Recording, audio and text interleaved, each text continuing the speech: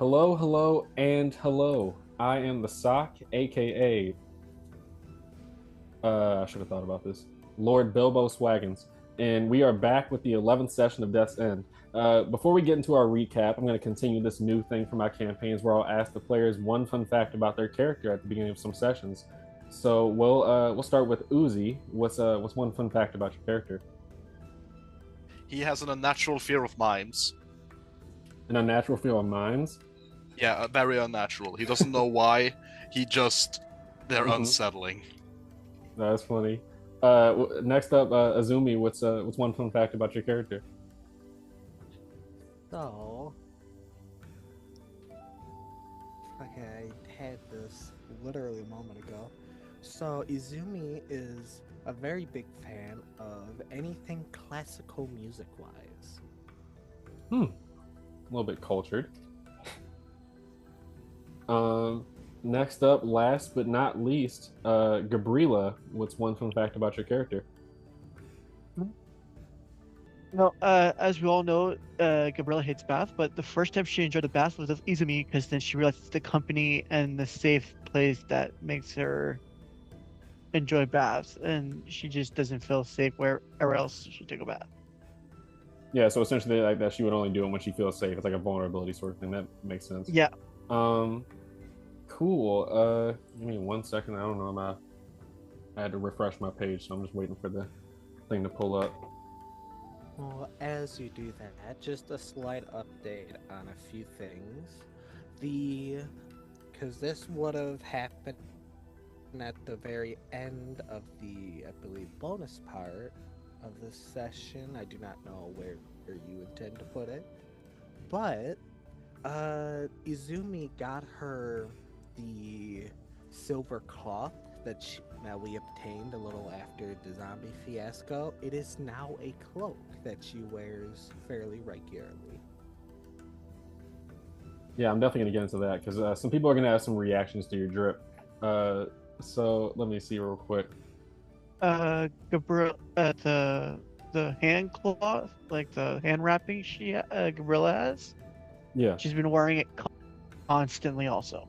Well, I guess that is a good note. You can't take it off. That's one thing you notice. Whenever you try to take it off, there's like a sharp stinging pain that you haven't really tried yet. So in like the game, so I haven't really detailed it. But yeah, like if you would have, since we're talking about outfits, yeah, anytime you've tried to like take them off, there's like both a mental and physical pain that comes with it. Oh, okay. Nothing so too that is makes a sense why she never cannon. took it off. Yeah, and Uzi got a Carry your gun. cannon around with you. Yeah, yeah, actually, it's a good question. And I have a gun. Are you carrying around your shoulder-mounted shoulder cannon on you at all times? He has it hidden, but yes. Okay. Yeah, you notice it has a little like compartment sort of thing that where it can like fold into itself. So it's like just this is like one of your shoulders looks like super lumpy. That's fine. But yeah, getting into the recap, Uzi dunked on everyone's favorite Chunin, Genryu Tao, who was trying to intimidate Uzi but failed miserably. Azumi had a conversation with the fourth Hokage Motoni Senju, where he told her that he wouldn't allow her to go public with her Uchiha heritage, and she also realized that Motoni's been lying to her about something Uchiha related for as long as she's known him. Gabrilla had a heart-to-heart with Azumi's mom Sayuri about how she's felt since killing the thugs and their leader in Izanami Park, and Azumi ran into Uzi's mom, Nanako Shimura, who offered her support and alluded to a dark secret that Motoni is also apparently making the entire village keep. And then they attended the funeral for Yoshitomo and the victims of Izanami Park, where Izumi decided to announce her being an Uchiha after witnessing the crowd in hysteria and wanted to give them hope. We then ended the session with Azumi and Gabrilla being grounded for about a week and a half before they were let out to run an errand for Sayuri. And the little errand they were doing ended up like how most of the group's activities end up, complete chaos. But after the fiasco they had with some yokai, Gabrilla found out that the sick bears had a strange brand on their bodies of a falcon with skull-tipped feathers. But that is where we pick up with this session. It's currently November 19th, the first day of school. Isn't everyone excited? It's every child's favorite day of the year. Not again. Comes every year. Sounds weird. I do enjoy school.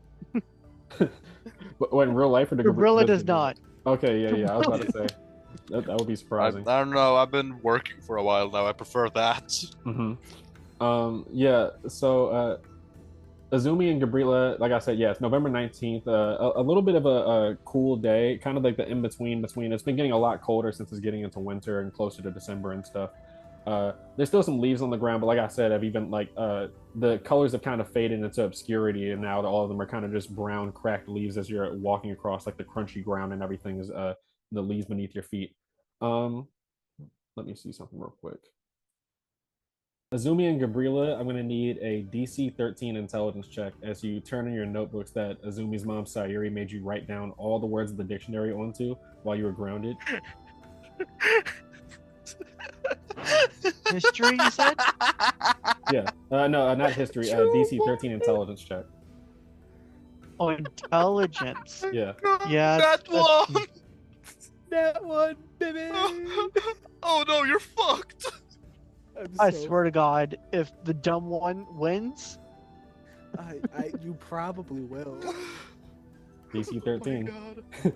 Net one? Are you fucking kidding me? That is. Are you okay. fucking?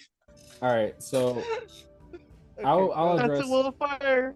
I'll address. That is a will of fire. So you know I have two wills of fire. So I'll address Azumi first. So with your nat one, the absolute terror. You still haven't gotten over the mental trauma of the absolute terror that you felt when Sayuri mentioned about the Halloween College Booze Fest, because it had been a couple weeks since you had gotten back from the Izanami Park, and she hadn't mentioned it as far as you being punished. So you thought like, okay, yeah, I'm in the clear. But that shock has kind of like left you a little bit mentally drained, and then the stuff with the yokai and all that stuff, you getting dunked in the water at the event and everything.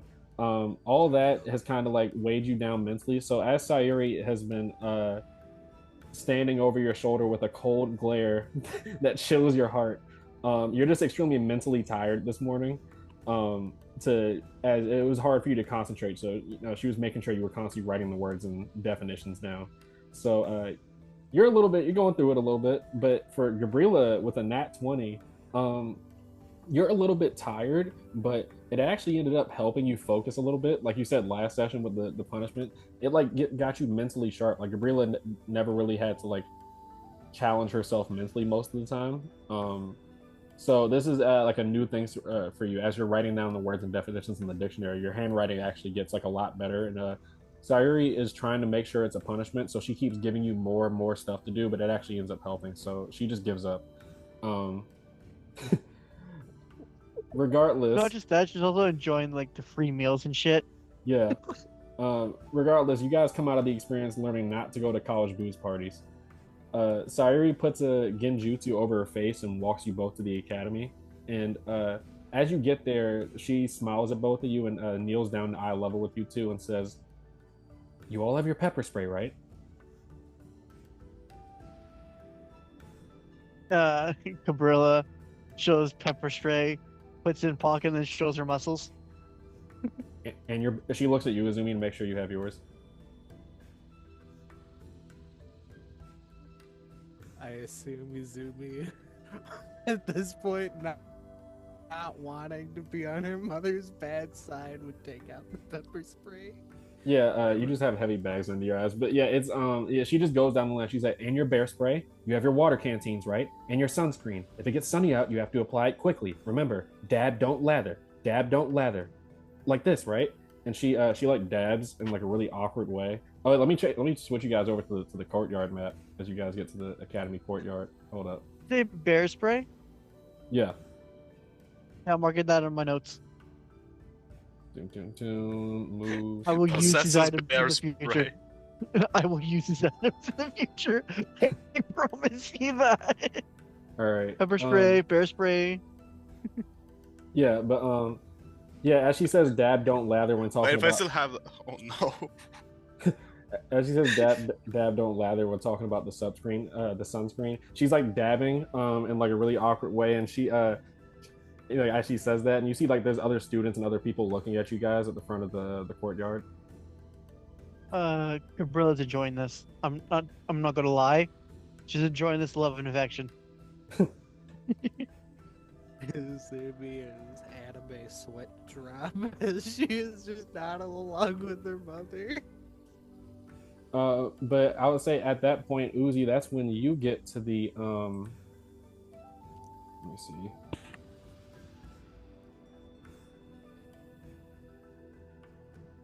Wait, I think I put you back on the GM layer. Hold up, 1 second. Ah! Where am I? What's going on? You're in a black void. You're under the world. Yeah, Uzi, that is around the time that you would get to the academy. So you walk up into the courtyard and you see Sayuri dabbing as there's multiple students kind of like looking and trying not to laugh and everything. That makes sense. Izumi, an embarrassed mess. Gabrilla's my best day in the world. I feel like I gotta, no, I don't actually. Take that back. What were you about to say? I don't want to say it anymore. You do see Sayuri notices you as you walk through the gate, and you guys feel Azumi. You kind of get weighed down a little bit more as you see Sayuri is giving Uzi a very cold stare. Oh no! She's still. He's just gonna. Uzi's just gonna look the other direction. Very much not. Oh wow! What a cool cloud over there. Mm-hmm. Well, two things happen real quick. So for both you, Uzi and Gabrilla, two people you notice are like walking up around this time. Uzi, as you look over, I'll handle yours first. As you look away from Sayuri to avoid eye contact, you see walking up through the gate. You see Yubito walking up, and she has like essentially like a gift wrap sort of not box, but like a gift wrap sort of like bag in her hand. You see she's very much trying to walk up like casually as if she's just happening to pass by, but then she looks at you and walks through the gate. Well, first gives you a hug and like says hi and stuff, but you see that she's like scratching the back of her neck and like avoiding eye contact, and she's like, so one of my friends was wanted me to give this to you and stuff. It's not like I'm just delivering it for them and everything. So bye. And she hands you the gift wrap bag and walks away. He's gonna take it and then just look at it very confused and just like, okay, that's kind. He just kind of just stands there very confused for like a few seconds, then looks around and just sees if you have any place to store it.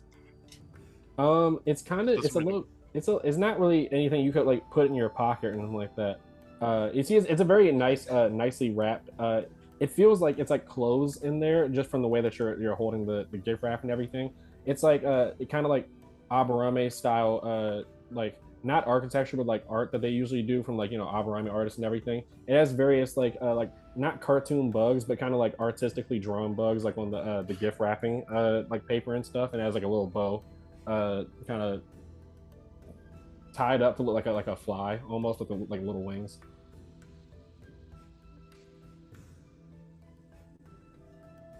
There's no really place to store it, so you can just hold it if you want. But you notice that a lot of the students are. Yeah, he's probably just gonna hold it until he gets the opportunity to place it somewhere and open it. So. You notice that a lot of the students are like oohing, like it's the sort of thing where like you like when kids notice something, you just hear ooh. Yeah. Everybody's looking at you now. He's gonna put on the hood, like kind of the hood on his cloak and just like drag it slightly over his face, and he just continues walking. Sayuri was mad before looking at Uzi, but now she's like, that's adorable, that sort of thing. But for you, Gabrilla, you notice as Yubis is walking away, you see standing on the corner is let me see, I'm about to reveal him on the map. you see standing on the corner is the newest sort of member in your in Fruge Sanjo's sort of Oh, nice. organization. Yeah, you see Knife, but you notice there's a kid walking up as like like he rounds the corner. He's talking to a kid, and you see the kid is just horrified as you kind of hear Knife as he's getting closer. Yeah, so he walked up to me, and then he's trying to rough me around, do the whole thing. So I stabbed him 47 times in the chest, watch him bleed out, all that sort of stuff. He's basically just recounting his many activities and stuff, and the kid is like a like shell shocked face.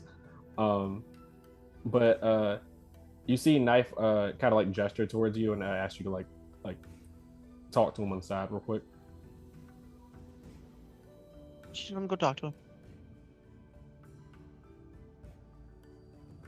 He says see you later to the kid, and the kid like runs away. But Of course. yeah, Knife kind of pulls it to the side and says, well, first he's like, where you been? It's been like a week and a half. He points at Sayuri and Izumi. Well, I've been grounded. And staying at their place during my punishment. He nods, kind of like having his hand on his chin. He kind of glances over at Sayuri and Izumi when you say that. So Izumi, for reference, a lot of the other students are looking at you now, primarily because your mom is dabbing, and you have on it's like I don't know, I can't talk. It's like chrome silver, but it's not like a shiny sort of chrome silver. It just has that sort of like bright metallic sort of look. The cloak that she has on is like a dull, like kind of dull platinum white, with like a lot of those like mosaic sort of patterns on it and stuff like that. So everybody's kind of like in awe looking at Azumi and everything. But yeah, that's Knife just glances over and sees that sort of spectacle, and he hands you a envelope that has your name on it essentially, and like the address for Fruge and stuff. He just mentions that Fruge was upset because he's not supposed to get mail to that address. So, but you see it's designated for you. It looks like something from the hospital. He's gonna grab it. Thank you. Oh, she's like, what do you think of my new getup? I was gonna mention that. Not gonna do too well for a street cred, obviously, but I mean, I guess that doesn't matter. I also came here to tell you that you're fired.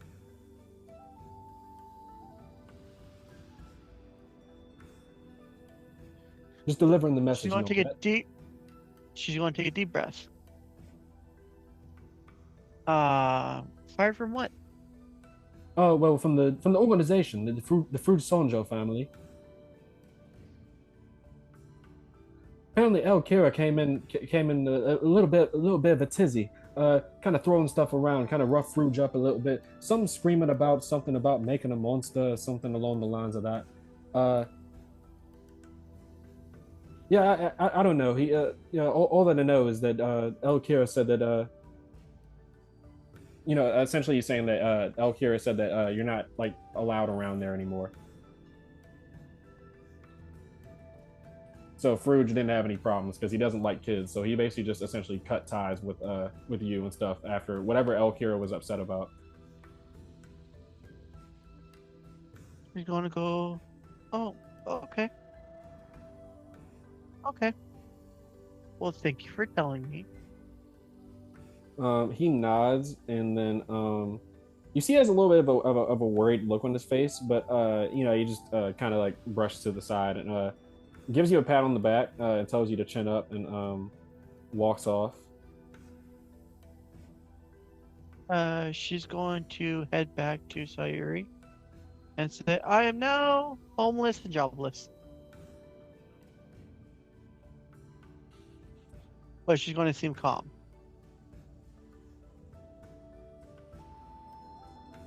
Let me see something real quick. Sorry, I just want to make sure I got everything right. But yeah, no, as you say that to Sayuri, you see that she looks extremely like heartbroken for you and gives you a hug.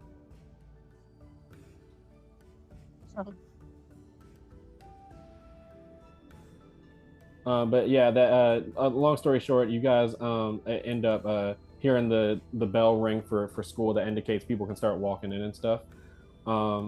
Cyrene, make sure to go around like almost as like faster than you can see, and you see her like popping up at different spots in the courtyard, telling various students to like that these two, like you two, are off limits, and that nobody says anything to you, and that, you know, if she hears any about anybody like bullying you or saying anything to you, she'll personally come here. But that's essentially, yeah, just an angry mom yelling at everybody to be nice to their kids. Zumi is just. Zumi's more focused on what Gabrilla said, but let out a giggle seeing her mom's antics. Well, I'm pretty sure that Mom wouldn't mind you staying around longer. Well, if she doesn't mind, I'll stay a little longer till I find another place to work for.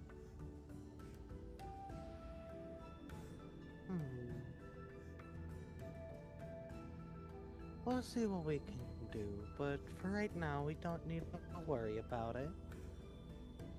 Okay. I do want to correct myself, Gabriela. It does have your name on it. You can see like from the letter that's inside the envelope and stuff. But the actual like name it's mailed to is to Elkira. Let me see something real quick. Yeah, as you guys are getting ready. Is Elkira's name not my name? Yeah, no, you can see like my name or Elkira's name on the letter. You know, there's like the transparent section that's like in envelopes that like kind of like shows like what's inside the envelope and stuff. The letter, the letter inside, you can see has your name on it. It's like some sort of like form or something. You would have to open it to see. But the actual person it's addressed to, like the letter is sent to, is to Elkira. As you would guess, that's like. Okay, so I'll open it. I'll open it as we're heading inside. All right, cool. Let me give me 1 second. It's getting hot in my room. I gotta turn my fan on. Good news. After the week and a half, Gabrilla knows how to read and write properly now. Yay! Oh! Now you get to learn cursive. Now you get to learn curses. All right. Yeah. As you open the letter, Gabriela, you see that it's a medical bill, basically just for the various different things that you had to have done to you since it was your first time going to the doctors. There's like things for shots, dental work, all that sort of stuff. It's an extremely large amount of Rio. I don't want to just headcanon the stuff off the top of my head, but it is a fairly large amount. But you see that it looks like it's been paid off by Elkira. Essentially, that's the reason why you see it was sent for him and stuff. It's like basically a confirmation of a payment, which is notable to you because he didn't come to see you at all while you were in the hospital. You haven't seen him in the entirety of the time since the Izanami Park incident. She's going to smile reading the letter, and then she's going to make it her duty to look for him after class. After school. It's also confusing because you don't know how he doesn't have a job. He doesn't have anything to make money, so you don't know how he did it. But yeah, as you guys are getting ready to walk up, you hear some like not celebratory horns, but like horn music that you would hear like when it's like a commemoration for a certain thing, like trumpets and stuff. You hear that playing as you see a red carpet being rolled out of the front of the school. Give me 1 second.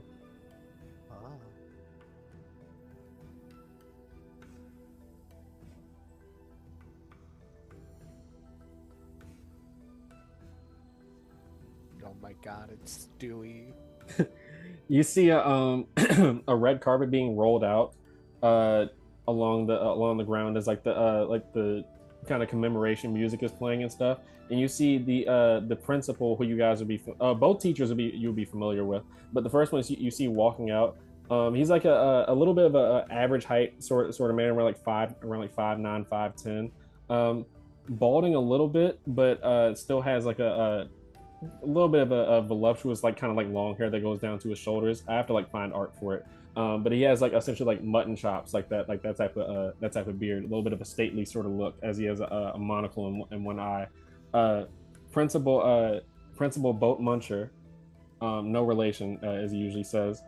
Uh, and you see Gabrilla, a familiar face to you, because this is the teacher that failed you, like for one of the judges in your academy exam, the one that you bit on the neck. You see Theon Grey Kai, extremely short, like you would guess like around like you guys' height. Like he can't be taller than like 5 foot flat. A comb over on the top of his head with like 3 strands of hair, and kind of like a very kind of like a resting bitch face, that sort of thing. He's rolling out the red carpet, and you see the principal is like telling him to stop, but the he's not paying attention, so the red carpet like falls into like the fountain in the courtyard and stuff. The principal asked Uzi and Azumi to walk up, as you can see he's looking at both of you. Azumi will, being a bit confused, but she will. Let me make this map layer. Yeah, he says you can walk on the red carpet. You can walk on the red carpet, and then he sees Gabrilla. Do you try to walk on the red carpet at all? All right. Gabrilla's gonna walk beside Uzumi. I'm gonna specify that. She walks beside Uzumi, like if like carefree. You see the principal immediately goes to he takes out one of those like yardstick rulers and like smacks your hand as you try to walk onto the red carpet. He said, "No, not you." He has his hands like clasped together as he looks at Azumi and Uzi, and he's like, I am the new principal for this year's academy. Sorry, give me 1 second. It takes a sip of water. My name is Principal Boat Muncher. Boat, not but. No relation. Anyway, we are honored and privileged to have two very prestigious and valued members of our village attending our academy.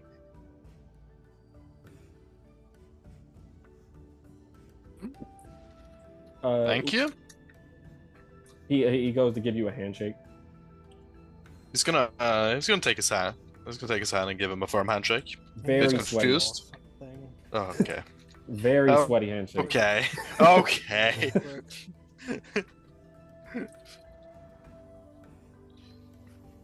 So who does he got a handshake first? Uzi, and then goes to handshake Azumi. As you see, Uzi's hand is a little bit shiny after the handshake. Beautiful. Izumi has a very polite smile on her face as she takes his hand to shake. However, in a very quiet tone, she doesn't whisper, but no, this is a very open thing, as a tiny bit of her chakra creaks out. You will not treat my friends like that. You see, he was already sweating heavily before. Like he has a handkerchief and he's constantly like wiping away the sweat on his head and stuff. He sweats even more profusely and is like, yeah, understood. Miss, what is your name? As he looks at you, Gabrilla. Gabrilla Kairu.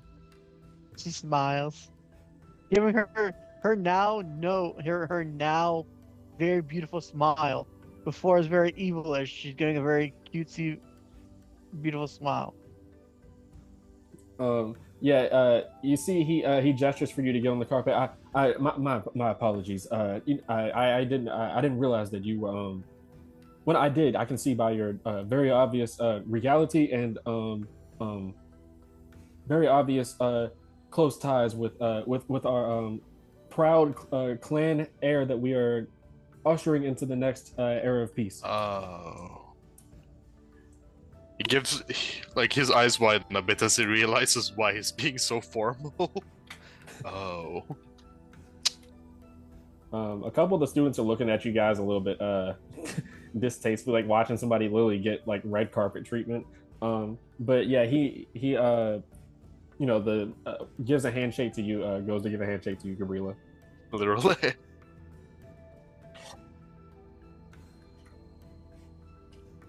Oh, she's going to shake his hand, My dad. but very firmly, Mm-hmm. Once like again, firmer than Uzi, showing that she can easily break his hand for disrespecting her. you clearly see that he recognizes that on Yeah, his good face. idea.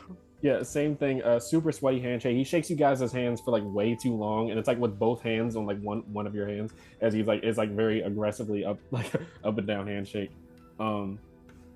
He apologizes like 30 times and smacks like two more students that try to walk over the red carpet. You get back! Get back! Anyway, let us usher you inside the school.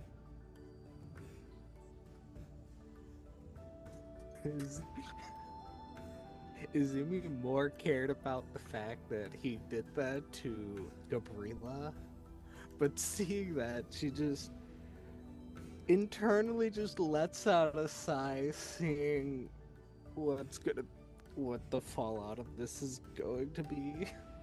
He yells at various like teachers and students that are like in you guys' way. Out the way! Out the way! The important people are here. Gabrilla chewing gum with her hands in her pocket, blowing a bubble. The important people.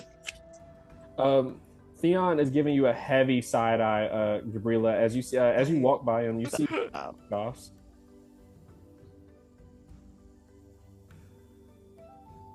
What were you gonna say, Izumi?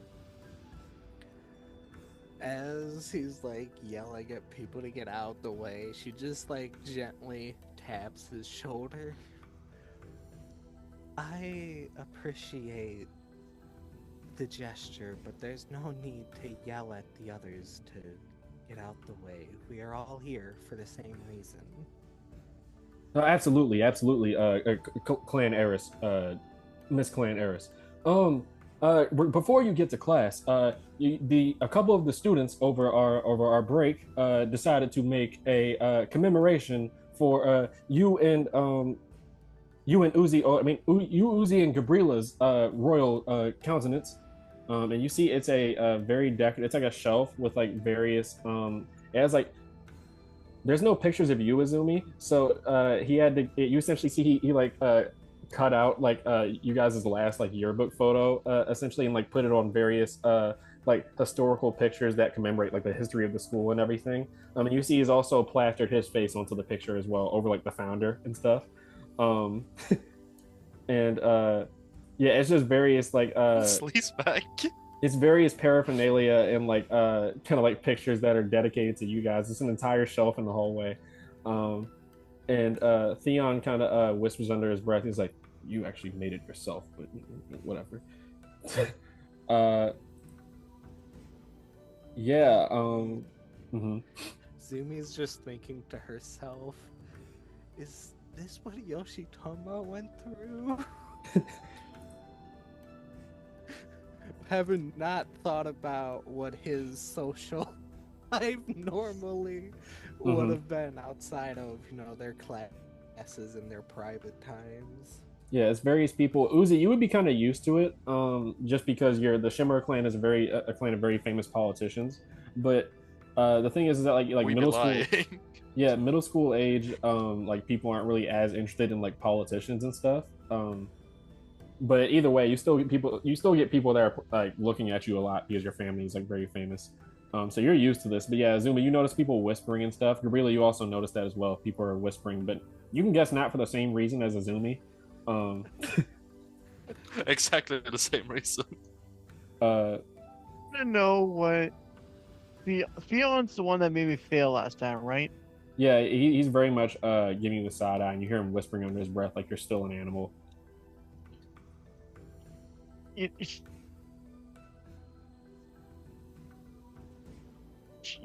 So her new makeup is properly now, except for hand pocket and chewing gum. That's the only staying proper. And when he would say something, you're still an animal. She's going to she's going to blow a balloon, and not say anything, but just give him a smirk and continue walking beside Izumi. He has steam rising from his ears as he tried to like make that comment for you to hear, and yeah. So you guys walk into class. Well, first, what is I guess yeah, we got Azumi's thoughts on it. What is Uzi's thoughts on this whole spectacle that's going on? While it's pretty normal, usually this is a bit too much, so he's a bit like weirded out by why all of this is happening, because you can understand it from like Izumi being the new heir, but as far as I remember, I don't think Uzi is the heir to the Shimura's clan. Yeah, no, you're not the heir. No. I would have assumed that at least it would have been his older brother. Mm-hmm. Yeah. But even then, I don't think that. This feels like kind of overkill from what he's used to. Yeah. Oh, on the walk, Izumi very much asked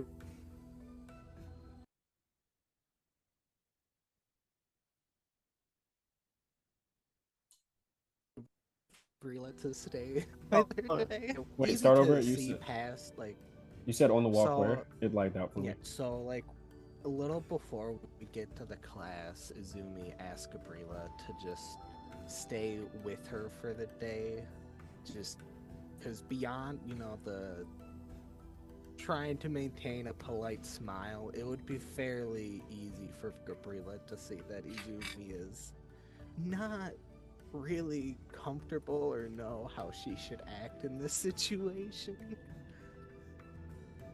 Gabrilla's gonna grab your hand as you guys walk, and she's gonna say, "I'll always be by your side."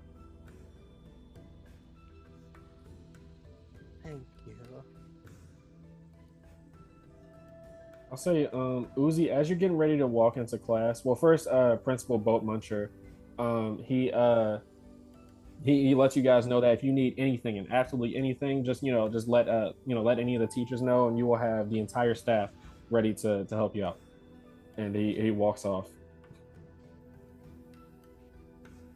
Oh wow, I can see the HP of every character here. Let me see. So, Uzi, you do notice before you walk into the hallway, though. Maybe a investigation check. Oh, with pleasure. It's been a while since a good investigation. I also just gotta make sure of something, because this might be where I have to make that comment where I didn't want to. Yeah, sure it's that you have more investigation. HP. God damn it. Okay, so Uzi might have brought his gun to school. Not 20! It's a ninja A nat tool. 20? Hold up. That's hilarious. That's a Will of Fire, right? All right. Oh, Yeah, that's a Will of Fire. just to point out, the katana. I have 3 of them. It's been a while. Hang on, say again, Gabrilla. I'm just saying, Gabrilla Sorry. does have her swords on her. I'm I would hope sorry for cutting you off. Yeah, so yeah, Of no, you course I don't get a nat I love 20 on it. this. Same. yeah, so you don't have your weapons on you, Gabrilla. But yeah, speaking of weapons on you, yeah, Uzi. So you notice with a nat 20, Uzi has a gun. with a nat 20, your shoulder mounted like blaster isn't really a super big help for this one because it's stuck under your cloak and stuff. So it kind of like there's like a little bit of like you guys see a little bit of a blue light, like a laser pointer sort of light, kind of peek through the cloth on his cloak and everything. But it's not really super like fine pointed and stuff like that since it's the barrier of the cloak. But it helps you out a little bit as far as noticing what you do. You feel like, assuming this isn't your subconscious, so you're not really like aware of it. But Uzi, you feel this like ever since you like set foot into the school, you feel like a heavy sense of like foreboding, like a sense of dread for some reason. You kind of notice it mostly with a nat 20. You notice that you see a couple of the janitors that are like off to the side and everything. They're kind of like a couple of them are like whispering to each other. But the ones that you see whispering to each other, at first it's not really that much of a thing because people talk to each other and stuff. But you see it happen enough times, like going from floor to floor, that you start to notice like something weird about them. This foreboding like sort of energy that you feel feels like it hangs over a couple of those janitors and stuff. Like you see like a little bit of a dark shroud, not like a cloud, but like a dark shroud, like sort of shape, like a little bit transparent, forming above them. And with a nat 20, you know it feels just like whatever was going on with that barrier in Izanami Park. It's not a seal, but something about the strange energy that you felt that powered, that barrier and stuff around the park. There's something similar in terms of like the source of energy that's like you don't know how it's affecting the janitors and stuff, but that's just something you notice with the nat 20, which is insane. But you notice a couple of them walking into the janitor's closet, kind of like looking around hurriedly to make sure nobody's looking at them, and then they walk into the janitor's closet. But yeah, as you walk into the classroom, you see your teacher, Oh My Goshu, around like 5'8", pretty well built, as she is a chunin, but also works at like the weapon shop and stuff when she's not like doing her teacher stuff. She has long flowing blue hair that goes down a little bit, like halfway down her back. And she has like a various amount of like blue tattoos that are like all over her, like her face and like her arms and stuff. And she welcomes you guys into the classroom. Give me 1 second. I will say real quick, Izumi doesn't have a lot on her in terms of weapons, but she does have her kunai, and today, because it's the first day, she has her sword just kind of hidden by her cloak. Pepper spray and bear spray. I did add those to my inventory, so if we fight a bear. Dab don't lather. Are weapons allowed at the school? I don't know, I have a gun. It's a ninja school, so some students carrying around their own weapons is semi-expected. Well, this specifically is going into your ninja class. So essentially, I'll explain the way the education stuff works. So you guys both have there's separate classes for people who are just going into like just regular schooling. Whether it could be there's essentially like not marketers, but essentially like managers for like business managers for a certain squads of shinobi, as far as like getting them assignments and like contracts and stuff. So there's students that like study for that. You guys have certain joint classes with them, as some of them will end up being managers for you guys as like shinobi squad and stuff. And there's also just regular schooling people, and then your shinobi class. This specifically is your shinobi class, since it's your first day you're going there. But yeah, so give me 1 second. For a lot of weapons at school, Gabrilla has her 2 tentos. If we're not allowed, she only has her brass knuckles in her pockets. Show. Sorry, I'm trying to pull up the thing that happens real quick.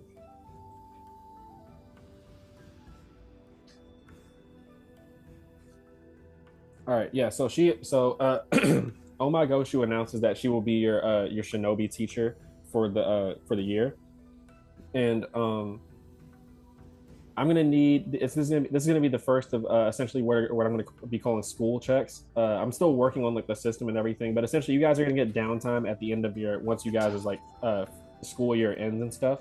You're in a little bit of an accelerated program, so it's only gonna be about a couple months to a year, depending on how quickly you progress. But please be filled with intelligence checks. Yeah, so you guys there are gonna be some intelligence checks in there. But since she's your shinobi teacher, specifically, this is gonna be the physical side of things today. Oh fuck! Yes. No, we're going in the forest again. Oh shit! Yeah, so school checks essentially are gonna determine how much downtime you get at the end of the year. You're still gonna get some like bare minimum. That's cool. Oh, wait, that's cool. How many you get is dependent upon how many school checks you pass. As every time you fail a school check, you get some downtime detracted off and stuff.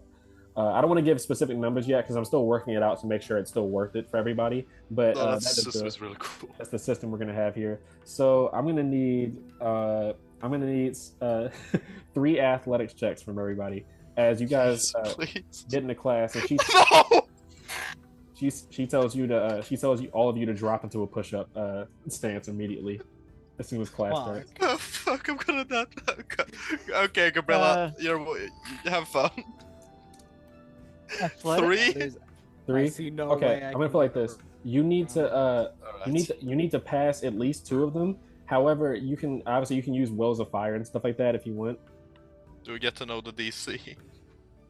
I will use a will of fire. Please don't tell let's- us the DC. Yeah, I don't want that's to for know. fun. Okay, Oh, that's so thank- worth it. uh, That's so worth Let's do it in a row, yeah. Izumi does first. I don't Yeah, do your other 2 athletics checks. wanna please. I don't know why my stuff is lagging so much. it. 3 athletic checks altogether. Yeah, so that you only need to do Yes. 2 more. Okay. You have your one of your successes. 2. Damn it. Not fuck you. I gained another will of fire. You did indeed. Fuck. Everyone has that 20 already. Oh Okay, my well, god. That actually is I insane. got I've never one seen that. success. Yeah. I'll go last.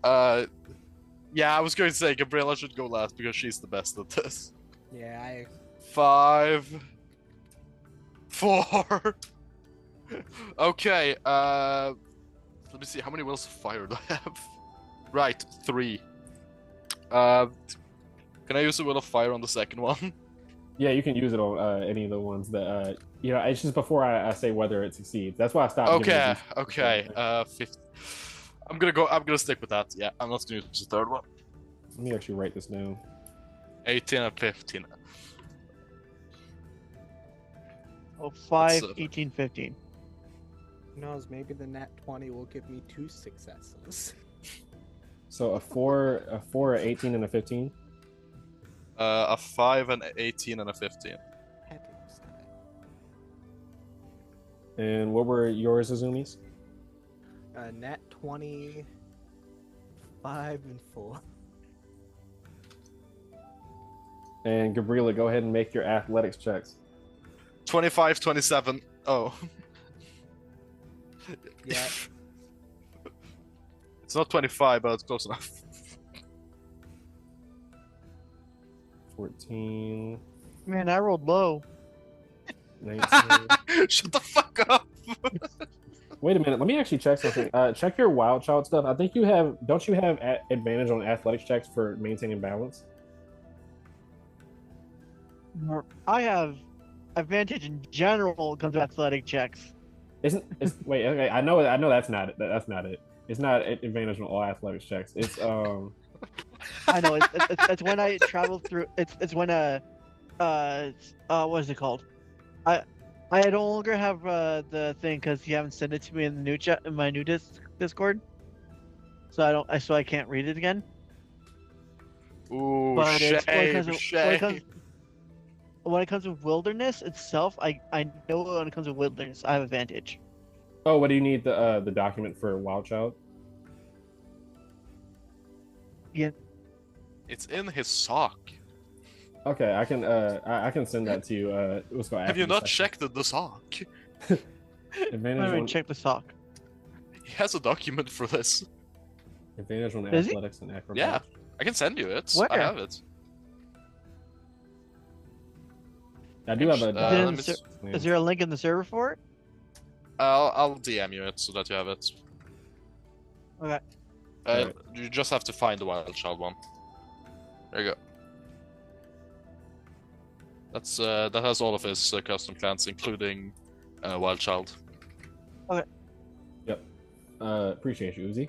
But Gotcha. yeah, so let me go through everything. So yeah, it wouldn't be advantage on this. I mean, actually, are push-ups maintained? So the reason why I'm torn on whether this would be advantage is essentially what's happening here is that she's giving you guys a breakdown of various, like essentially a history class on the various battles that have happened throughout Shinobi history and like the strategy that went into like the more important battles and stuff. So while you're writing down the notes for that, she's having you do push-ups. So it's push-up, like, you know, push yourself up in the air, write something down as quick as you can, land back down, do a push-up, and that's just until she's done, essentially. She tells you guys that you're So it involves climbing Sorry. Where did she get her teaching license? It involves jumping, climbing, maintaining balance, and other physical labor. A push-up is basically just a mini jump. Well, I mean, Yeah. it counts as physical labor, so yes. I would count this as advantage for this because you know, doing like Okay. jump push-ups is definitely having to I maintain think she needs balance. it, but still. Come on, Yeah. 3 nat 20s. 3 nat 20s. Roll 3 more. So I'll go 2d20, keep 1. I mean, That's shouldn't 9. you just do 3 more? Just, You already have just your do first 3d20, 3d20 plus 9. Okay.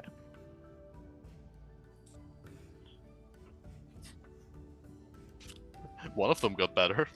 One of them got better. So that's a 2 19s and an 18, if I'm not mistaken, for your highest ones. Yeah, that would be it. All right. 2 19s and an 18. Izumi's whole experience with this section of things is, oh my god, I did it! Completely fucks up the rest. All right. I did so it once, now I no longer have to do it.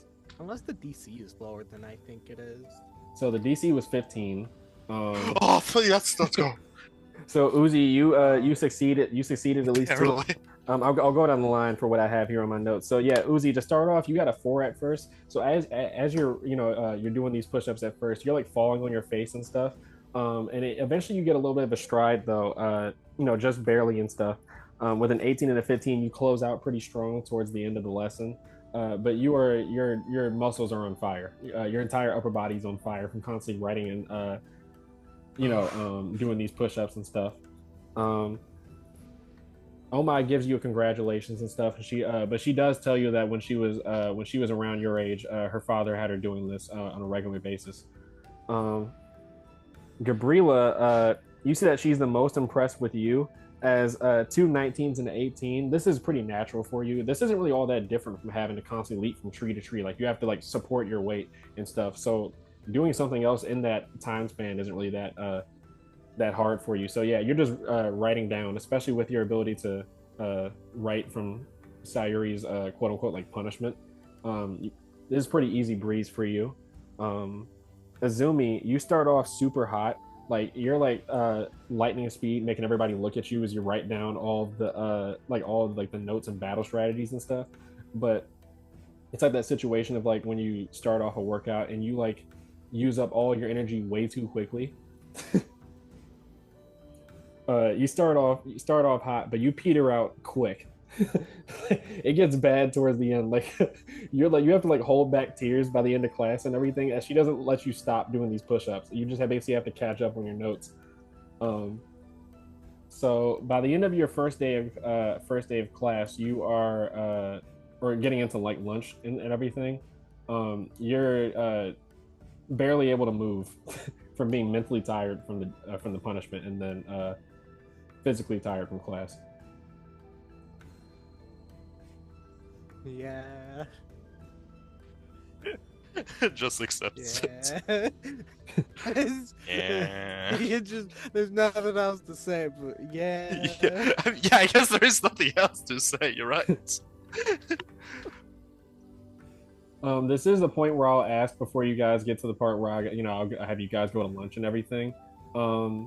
Is anybody talking to any classmates in particular? Because that would just influence your interactions, stuff like that, who you would have like paid attention to and stuff. Oh, just to be clear, Mitsumi Uzan's the biggest dude there, right? Yeah, Mitsu Usuri. I was gonna describe him whenever anybody. He looks like Jonathan Joestar, of course. All right, Gabrilla's gonna approach him and size him up. Is this at the end of class or at the beginning of class? Like, is this as soon as you saw him? No, he would definitely feel eyes on him throughout the class. Like, but once class ends, that's when she's gonna approach him. All right, cool. I'll handle that interaction in a second. Uzi and Azumi, are you guys talking to anybody in particular? Uzi has never done this workout before. He's gonna sit down in his chair and breathe heavily. He had his wind knocked out of him. Yeah, you just slump to the desk. It's like you're just too tired Yeah. to even talk to anybody. That makes sense. It does. Life as a politician did not prepare you for this type of It did writing. not. I cannot lie. I cannot lie to push-ups. All right, and Azumi, were you talking to anybody in particular, or anybody you think Azumi might be interested in? I don't. She probably want to talk Fuchimaro after a pained groan of moving. Okay, so most of these conversations are pretty much happening at the end of class, so that's fine. Yeah, I will say at the beginning of class, I was gonna wait till if anybody's gonna say anything to her before I interrupted. But as you guys were going to actually, no, I'll handle this first. Uzi, as you slump down onto your desk, you see that you get like a sharp, you feel like a sharp thwack, like a stinging sensation on your shoulder that makes you kind of like jolt a little bit.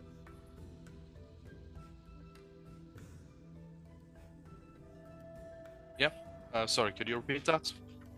Oh no, I was saying that as you kind of like slump down onto the desk, kind of knocking the chair off kilter a little bit, you feel like a sharp thwack on your shoulder, like it's a sharp stinging pain. Ah, fuck. His eyes are gonna slowly open up as he looks around to see what's just hit him. You see standing in front of you, with she has on like a kind of like a name tag that says class rep, but the voting hasn't even started for that yet. You see that it's a girl that's like a little bit taller than you. Like I would say, how tall is Uzi actually? That's a very good question. Let me check my info. About to say, if you didn't write this down either. Non-existent. He doesn't have the Pick a concept height. of height. He is perfectly average. Average does not say height, motherfucker. Pick a height. No. No. I mean, you're 13, so like usually like you're like 5'3". I'm very bad at 5'8". Oh my god. No, 5'3". Wow, I'm short in real life. No, I was saying 5'3" is usually like around like the height. Like usually like I think like the tallest like middle schoolers you would be like around like 5, like mid 5 foot tall. Either way, yeah, she's decently tall. You see that she has on a very official looking jacket. Like it looks like it's like perfectly ironed. There's no wrinkles in any of her clothing. She has on like high boots and everything that go like to like her sandals and stuff, and like long kind of like gray like dull metallic colored hair that goes down to like a little bit like below hip level. She looks at you as you see she has like some of her hair in her hand. It looks like she's like whipped you with it. She was like, "How dare you! I spent over 3 hours making sure to perfectly prepare the geometric proportions of each desk in this classroom, and you mess it up by moving it." She takes out a ruler, 2 inches off kilter. Who are you?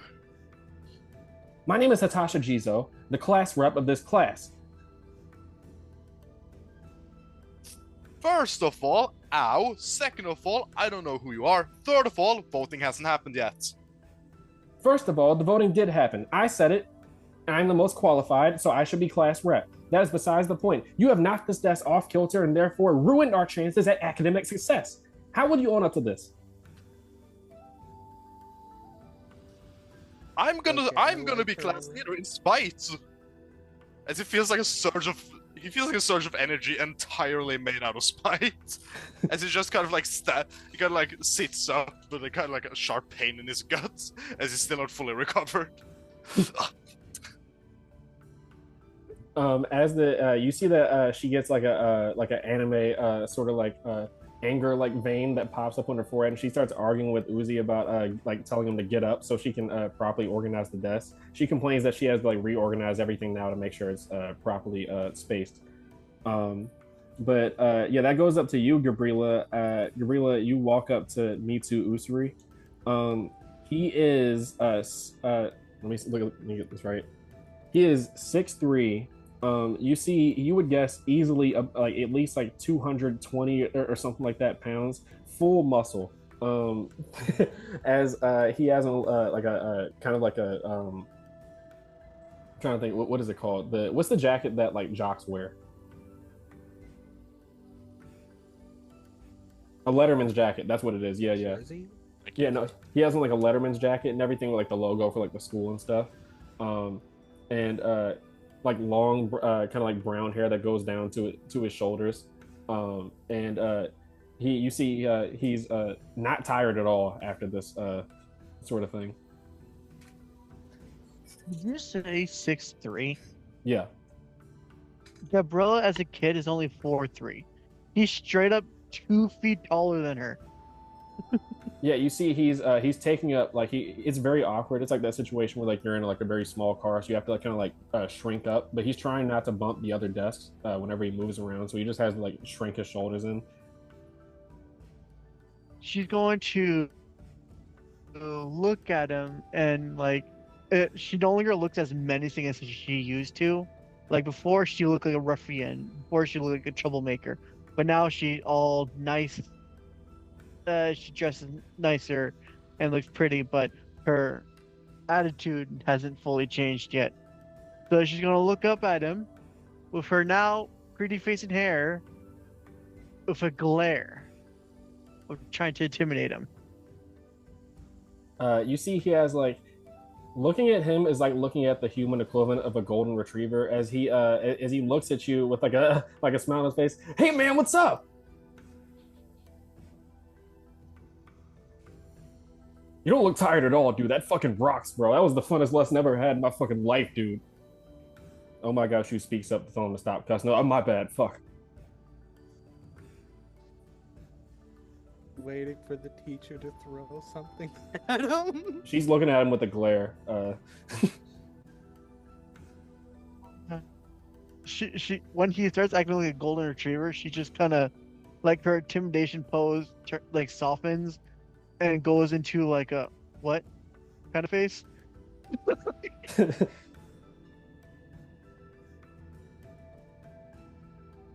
very much confused. She was not expecting that. Mm-hmm.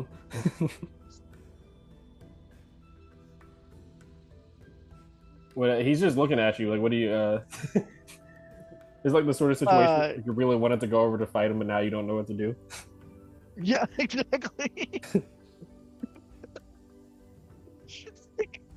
It's like, she's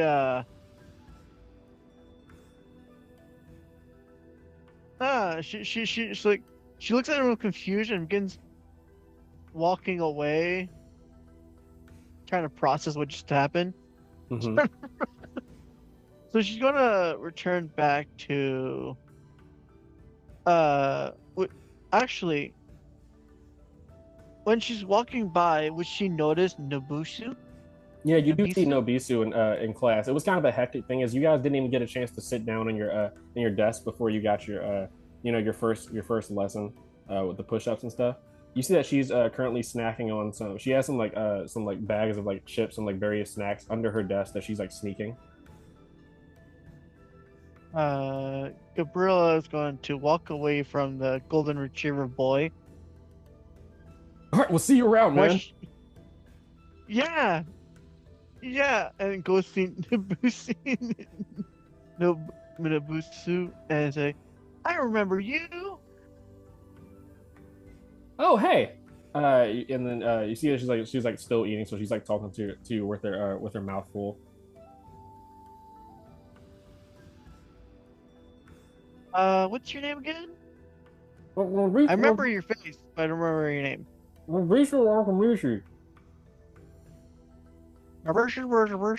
meet you. She gives you a handshake again. Shakes her hand. Make me an athletics check as she tries to get you back for winning the handshake last time. Oh, absolutely. I'll call this another DC 15. Okay. Oh no, what did I just hear? 21, yeah, so she tries to enlarge her hand to like crush your hand and everything, but you're able to like crush her hand first, and she yells out ow and concedes defeat. But yeah, she basically just gets back and she starts doing more push-ups while she waits for the other lesson to start. She says that was a great way to burn calories. You know what's great way to burn calories? Sparring. Oh yeah, that's fine with me. As long as anything that I can do that can burn more calories, let me eat any quicker is that's my sort of alley. Do you like meat by any chance? Absolutely. I like all food except vegetables. Oh. She's like gas, like a joy, like she just found her best friend. Yeah, so you guys are just kind of like talking about your newfound friendship while Uzi and Hatash are, or at least Hatash is arguing with Uzi. That's up to Uzi whether he's engaging at all. He is engaging. He is engaging. His inner politician is very much engaging in this. Azumi, what are you doing during this chaos? You do notice as you get ready to, if you go to sit down at all. Well, actually, yeah, that's the question. Is Azumi just going to sit down, or is she like going anywhere? Well, she would have noticed Fujimiro, and she would want to go over to him, say hi at least. Mm-hmm.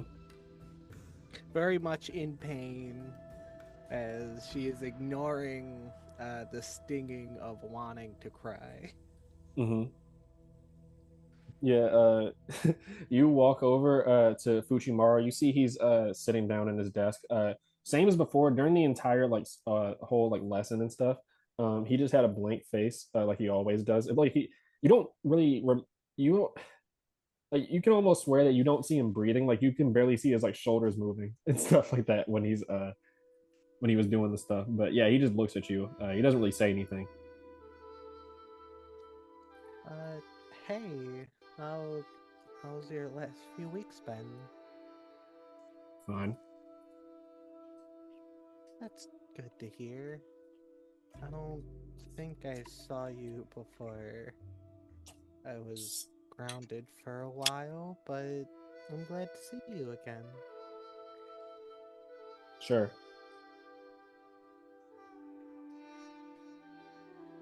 Just to ask, is he like being standoffish, or is he just...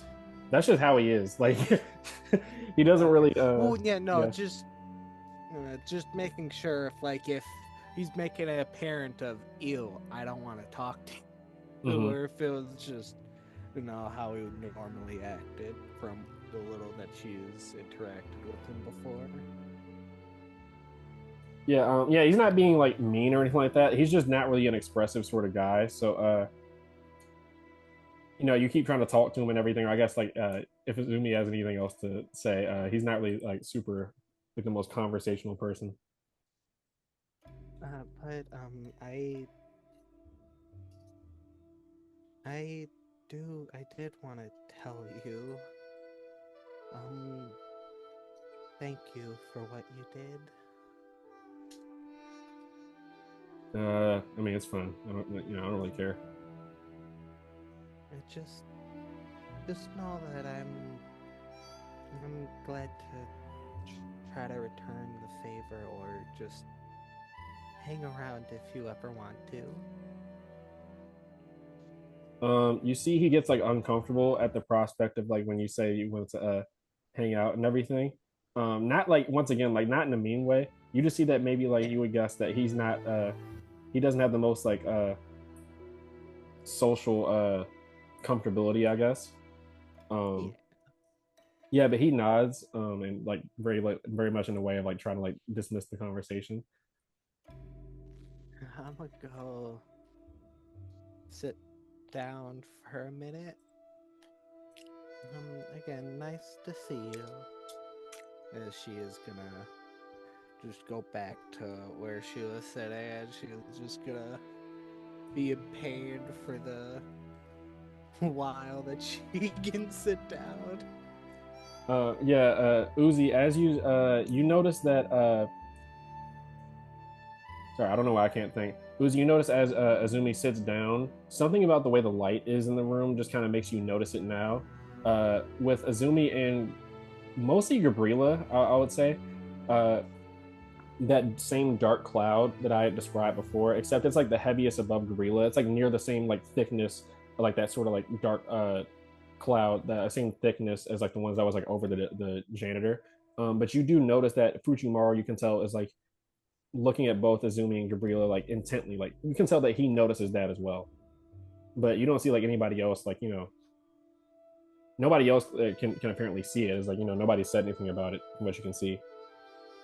Just as you're arguing with Natasha. Um, Is there? Is there any? No, I guess I couldn't do that. I don't think it would have any. I'm trying to figure it out. What I want to do with that information. Yeah, I'm just giving you the stuff that you notice. You know, what you want to do with that is all up to you. That's what I'm trying to find out. Natasha is, while you're thinking about this, is arguing with you that you're just jealous because you know that for the first time in the Shimmer Clan's history, you guys won't be the class rep. Don't count on that yet. Is this how you became class rep before? If you were class rep before, did you get roped into another situation like this? I mean, if Uzi ever were to be it would be, there are two reasons he would become class president. Either it's just a part of like the Shimmer way, or it was out of spite. Yeah, I mean, you would have gotten it like by a landslide each time that you. I mean, not each time, but you were only in the academy for a little bit. But yeah, you got the class rep in all stages of school with like no effort, just with your natural skill as a politician, and people just generally kind of see you as like being the next like authority figure, that sort of deal. But yeah, this is the first time you've gotten somebody that's so like staunchly is almost as class reppy as you. I guess if that's the description. It's like you're like looking in a mirror almost, but like a more like military or militarized sort of mirror. Like she's a lot more yeah. If Uzi ever had a reason to become class rep, it's this person. Azumi, as you're about to sit down, you see almost faster than you can blink. You see one of your classmates. He's around like 5.5 feet tall. He has on a leather jacket, leather jeans, or like leather pants, and then just like the regular Shinobi sandals. But he has on a very like large, like a belt with like a very large like decorative belt buckle, and like a white T-shirt on under that. And kind of like S.O.C.K from JoJo's Bizarre Adventure, like just the pompadour haircut. As he pulls out the seat for you before you sit down, you see he hands you a flower.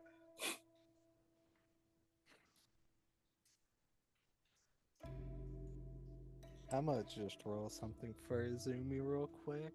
Don't mind me. As it's like a Johnny Bravo sort of thing, where he's like couldn't let a fine mama sit, have to pull out her own seat. As he yells at every single like man, like you know, dude in the classroom. Why aren't they pulling out the seats for these fine mamas?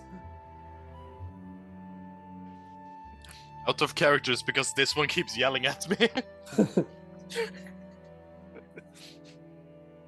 He just spouts off about how a man should be chivalrous and pull out a seat for every lady he sees. Yeah, again, Izumi not being used to this kind of attention in the slightest is just like, at first she was just gonna thank him, but as soon as he yelled that out, she just like freezes, just unsure of how to react to the situation. Yeah, I mean, yeah, sorry, go ahead. Thank you.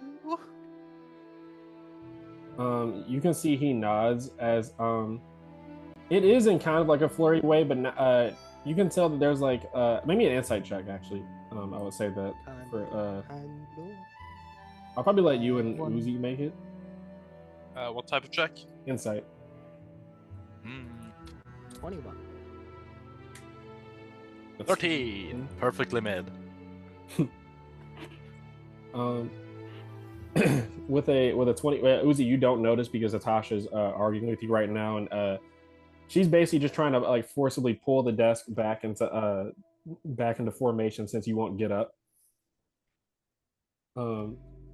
Yeah, but Azumi, you notice as you look into, he introduced himself as Sugie Fushin. Um, he it's mostly towards Uzi, but you can clearly see he's like holding back, giving you like a glare that feels like very. It's like when someone has like a personal beef with you, that sort of thing. But he's very much like hiding it behind this like flirtatious sort of not persona, but this flirtatious sort of like demeanor he's having right now. But he's shooting like heavy like cold stares towards Uzi, and Uzi doesn't really notice. So, just to ask with my rogue, could I tell that it's like the same topic that, you know, he was just yelling about, or is this like clearly something else that he is not voiced? It's not a super deep reason as far as that. I'll let you with the 21. I'll say you just notice the commonality.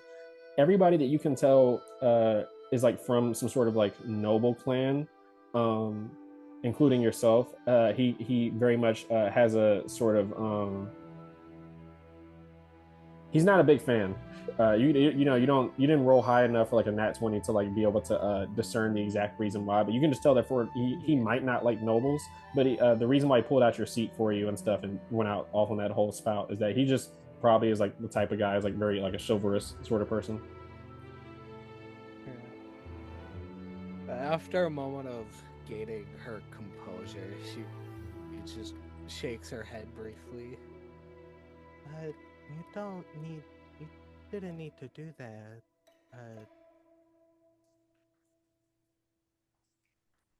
Well, I'm a man, so this is just what I do. And he kind of puts his hands in his leather jacket pockets and walks off to his desk. No. Mizubi is very confused about multiple things now. Mm-hmm. He does a quick thing before he sits down at his desk, like you feel the wind rushing past you guys as he goes to pull out the seat for every girl in class, and then goes to sit down at his. And Omai yells at him for like putting his feet up on the desk and everything. Oh, should we take a really go sit down? What is that? When next class starts, about when next class starts, Gabrilla's going to say, "Talk to you later, Chidambusi," and then she's going to walk up to her chair, but she's not going to pull her chair back. She's going to push the table, sit down, pull the table back. Why? As you do that, as you push the table, before you can even push it back, you feel a cold chill into the room as you see a long like a whole bunch of hair like basically whips out. You hear like the whip sort of sound, and it like whips and like wraps around the leg of the desk and pulls it back to the place where it was before. As you hear like a animalistic snarling as you see Hatasha looking at you with steam coming out of her nose. I want to look at Natasha with a smirk on her face, and she says, "Oh, this year's gonna be fun." She's like beyond if you're doing this on purpose, she's intelligent enough to tell, so you can see that she is like gritting her teeth and just like muttering words. Insubordination, in disorderly yeah, so she's kind of having a brain aneurysm. But yeah, that would get around to like lunchtime. Give me 1 second.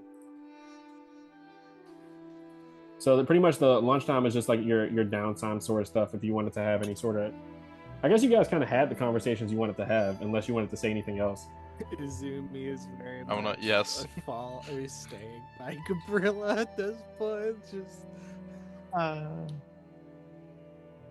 Gabrilla would tell Uzumi and point at the golden retriever dude and say, "He's not what he's like. Don't fight him. He's like a dog. He's happy to see us. No, bad." I, Why are you the one saying this? I wasn't going to fight him. I don't fight people unless they won't fight, unless they start something.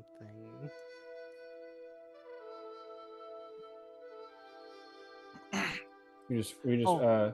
sorry, go ahead. Then she's gonna point to Nobisu. I have a hard time saying her name. Nobisu. Nobi. I'm gonna call her Yeah. Nobi. Nobi, yeah. She's gonna point at Nobi and say, "That person I met at an eating contest. They're absolutely amazing. They like the same food I like. They hate veggies like I hate veggies. You'll love them." As you kind of point to her in the cafeteria, you see Nobisu isn't in the same place, but you see she's like doing jogging like laps around the lunchroom. Like people are kind of looking at her a little bit weird, but they don't want to say anything. She's jogging around and like takes like a bite of chips like at the end of every lap.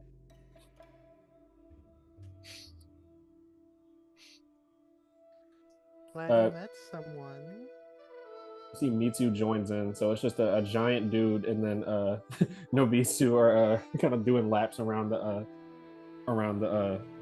let's call it the cafeteria. But Mitsu's just doing it just because he's happy to be there.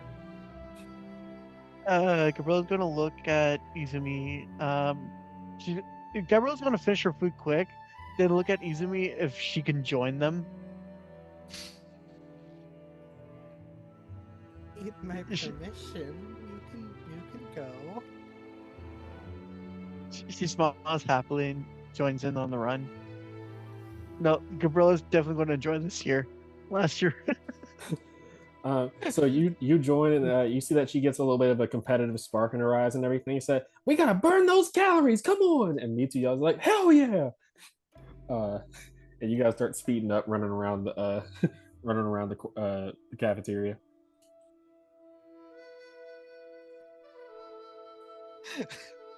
Oh, Of course. last year, these are completely different students from last year, and I love it. Yeah. Last year was whack. Izumi is watching this and just thinking about what has changed, and then her mind just goes somber as she remembers Yoshitomo and just wonders how he would have acted, even though she has a good idea of how he would have normally acted. All right. Is anybody doing I have one more conversation I want to have, and it's with probably one of the most actually, considering who is in this class, one of the more likely people. I want to go talk with Fujimaru. Okay. I'm gonna just imagine him thinking, "God, not another one." Not again. It took you a fair bit of effort to find him. I would say just with your high passive investigation, eventually you were able to ask around enough people to where he is. I found his trail. He's not in the cafeteria. You eventually find him on top of the school like ceiling, like the roof and everything. He's just gazing out into the distance. You see he has a look of kind of like he said that he's like, fuck, as you walk out. I won't be long. I just wanted your opinion on something. After that, I'll go. You saw it too, right? I wasn't the only one. He gives you a serious nod. That's what I thought. I have a theory. Whether it's right or wrong, that's why it's a theory.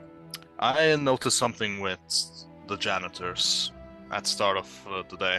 They seem to be a bit more chatty than usual with each other and had an air of foreboding to them. Do you have any chance to follow them in any way? See what they're up to? He gives you a nod and he says, "Yeah, I don't know. I felt something strange. I don't know. Does Good it to know I'm feel not being paranoid. similar to the barrier, right?" Yeah. Has that air of uncertainty to it. Can I speak to you with confidence? You can. There's something. The reason why I can't really get into detail with it, at least while I'm talking to you right here. My family, the Joshin cult, we have our suspicions that there's there's so much I can't say. There's something dark that links to the shinobi in this specific country. It's technically to all of them, but this is a little bit different. The only reason I'm at school right now is to try to find the roots of it, because one of the places it leads is here. So I guess I'm just saying that just because I appreciate someone else helping me out. All good. It's good to confirm my suspicion as well. I wasn't sure if it was just in my head or not, but I was kind of hoping.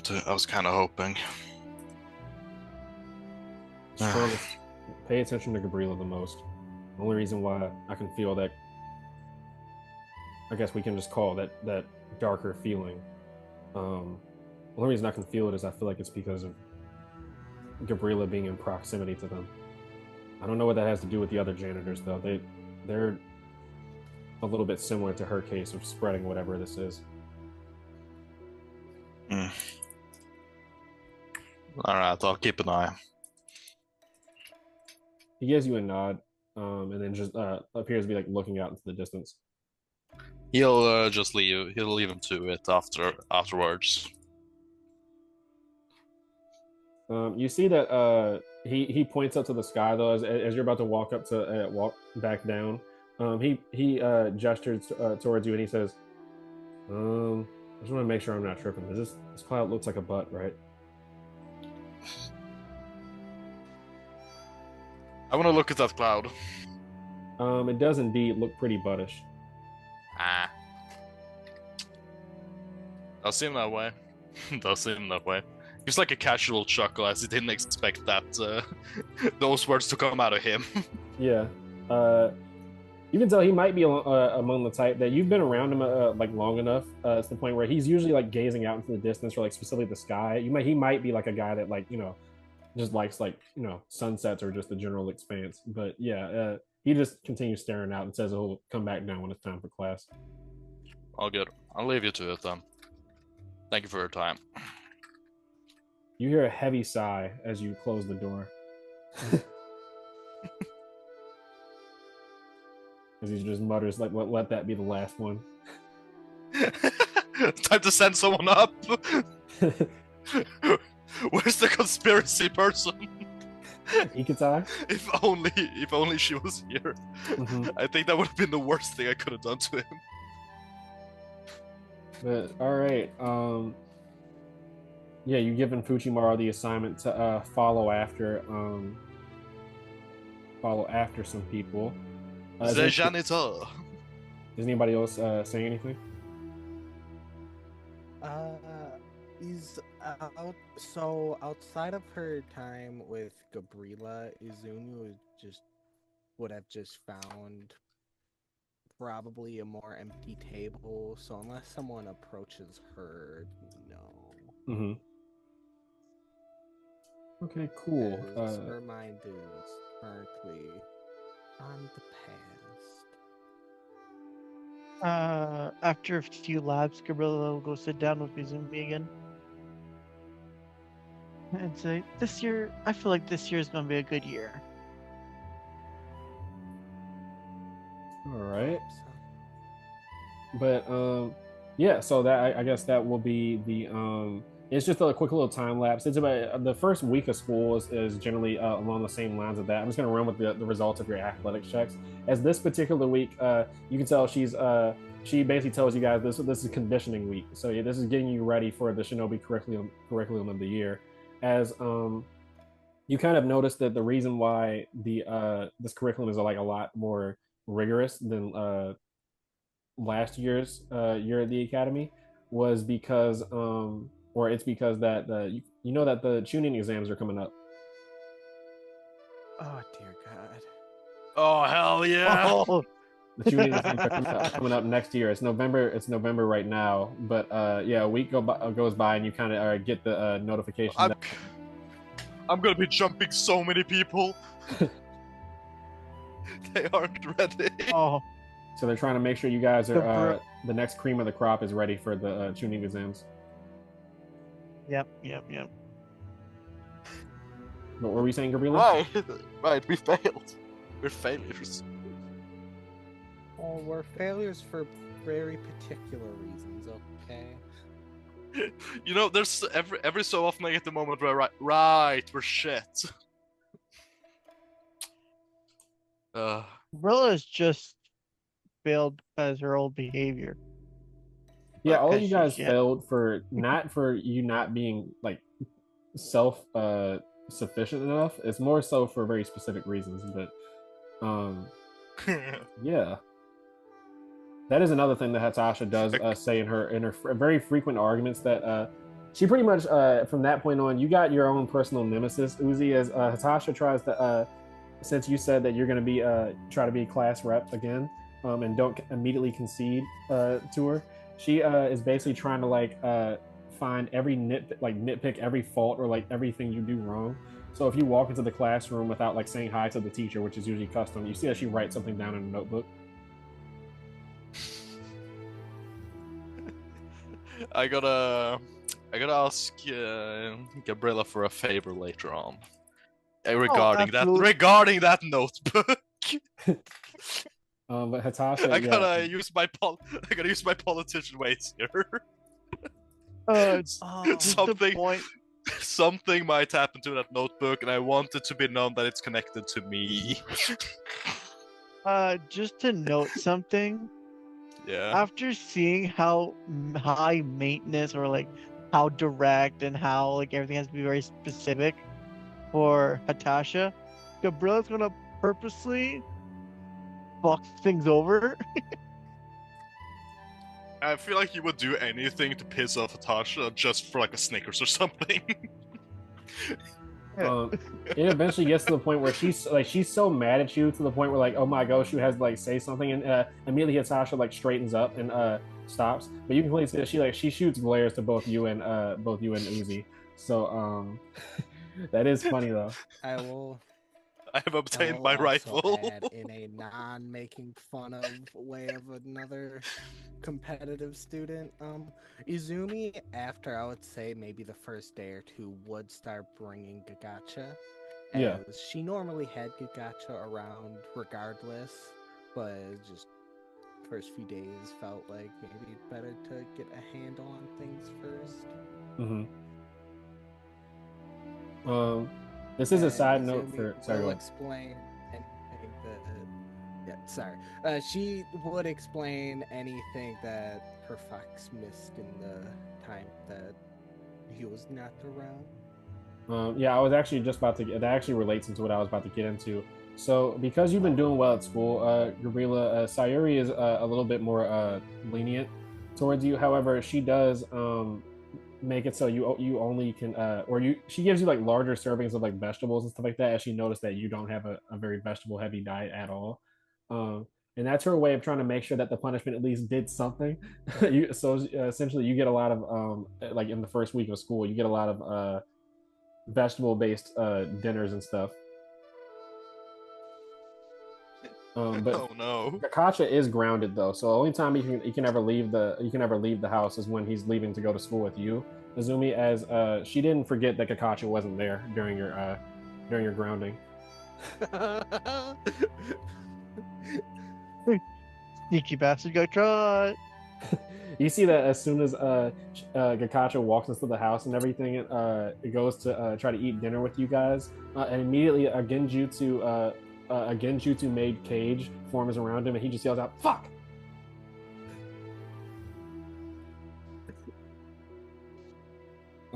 Was the spider grounded also?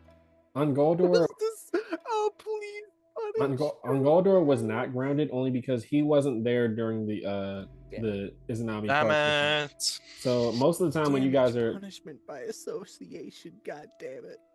when you guys are going through your punishments, you just hear Sayuri having tea time with Ungaldor, and they're like laughing and talking about like very prim and proper topics. Fair But enough. yeah, so about a week goes by, and I'll say during like a break in class while you guys are like Azumi, you're still going through it. Like it's been a rough week for you, but yeah, it's currently Friday right now, and so go ahead. She is a spry ninja, god damn it. She's not great physically. Gabrilla, you notice while you guys are like on break and everything, you hear some like tapping against the window, and you look over and you see somebody throwing a rock at a window, apparently trying to get your attention. She's gonna look out the window. She's gonna go to the window and look out of it. You see Fruge Sanja. You guys are close to like the first floor on this, as this is one of your like the same military strategy classes. You see it's Fruge Sanjo as he looks. He's like covered in sweat, and his hair is like super frazzled, and he looks very like worried about something. Where's Sanjo? How does he look again? I'll put him down on the map, but he's the one that owned the I guess like apartment that you lived at and like fought for money and everything. Oh, Fruge, the green and red hair. Yeah, he has like yeah. watermelon, like so seems like watermelon, like color, hair, I guess color palette for his hair. I really hope your fan club went on strike and are now fighting back. Oh, I would love that. So he walked into class? Is that what he No. did? Not in the class. Now I'm just putting him on the map. So you can see. Rocks. Okay. He Okay. throws rock. So I'm gonna open the window and say, "What's up? I didn't think I'll see you again after you fired me." You see, he scratches the back of his neck. He's like, "Yeah, no, I don't even know what I was thinking." See, here's the thing. I don't like kids, but obviously, you're a very special member of this organization. Obviously, like I've said before, like the things that you've done have been indispensable. You see that he What has do you like. want? Sorry, go ahead. What did you say? She just looks at him bluntly and says, "What do you want?" Yeah, you're always straight to the point. That's one of my favorite things about you, Gabrilla. So, well, two things. One, you gotta come back to the slums at some point, right? Like you gotta go back to your roots, because there's a certain group of ruffians that are giving me a little bit of trouble since a little bit of an unfortunate business incident happened. I want to let you know that I did not want you gone at all or anything like that. Anything they tell you about me jumping and cheering for joy when I heard that I didn't have to give you housing is not true.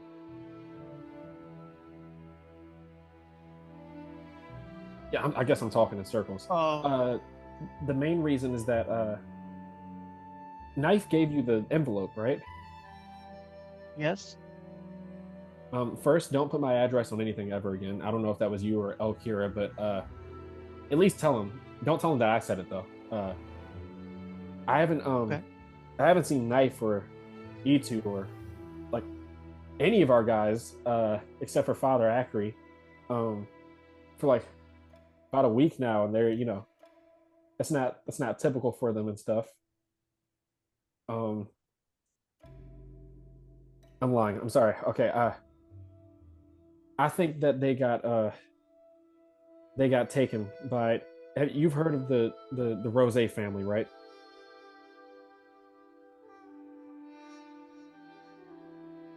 Recap my memory, please. Maybe a history check to actually see if you would have heard of it, because they are something you might have heard from dealing with the underground crime sort of thing.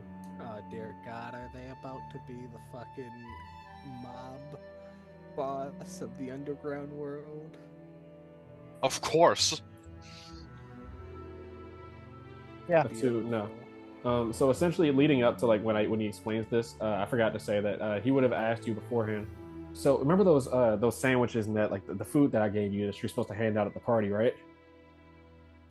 Yeah. So kind of turns out you didn't give out the food, right?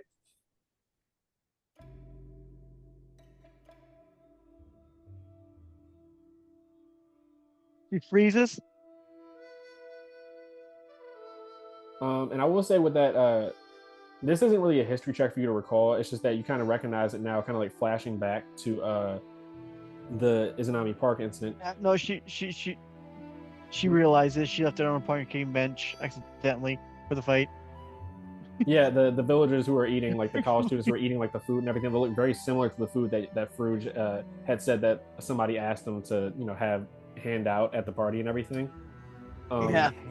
Wait, genuinely pause. Wait, are you telling me the food that they had at the end was that food? Yes. She's like, yeah, what about it? Oh my god. He's like scratching the back of his neck and he's like, I've had a look at the spot where he like asked you to like come walk with him real quick, as you're in a little bit of like a break period sort of thing. All right, she's going to jump through the window to go talk to him. He walks you over. He Damn walks. it. He walks you over to like the front of the front of the courtyard and everything where Knife talked to you. You see a rose. They're like very withered and stuff like that. As you didn't really notice them when you were walking out. It's just your passive perception wasn't really high enough. But the same spot where you and Knife were talking, you see some withered roses that apparently have been there for a couple of days. As he says, I found those a couple of days ago. E2 was supposed to get some deliveries and stuff like that. I go to where he's supposed to go, and all I see is roses on the ground. Next thing you know, a couple of the scariest guys I've ever seen in my life are walking after me. So, I guess long story short, I get a letter in the mail, and once again, I don't know how people keep getting my address. I need you and your other two friends to just come with me to meet somebody. All I need you to do is just be some muscle for me. Somebody just to represent me. You know what I mean? Get a few people, sure. It's just like, look, I'm sorry. All right, I'm sorry for kicking you out of the house without even telling you myself, and that was fucked up. It's just that I'm not good with kids. All right, I'm gonna be quite honest with you. That's besides the point. I don't want him to get killed because of me. You know what I mean? Yeah, I understand. She's going to have some sympathy. But before I help you, what do you think of my new look? I was gonna say that, if you ever want to come back to the Fruge Sanjo family, we're gonna have to work on a little bit of your getting your intimidation back. You know what I mean?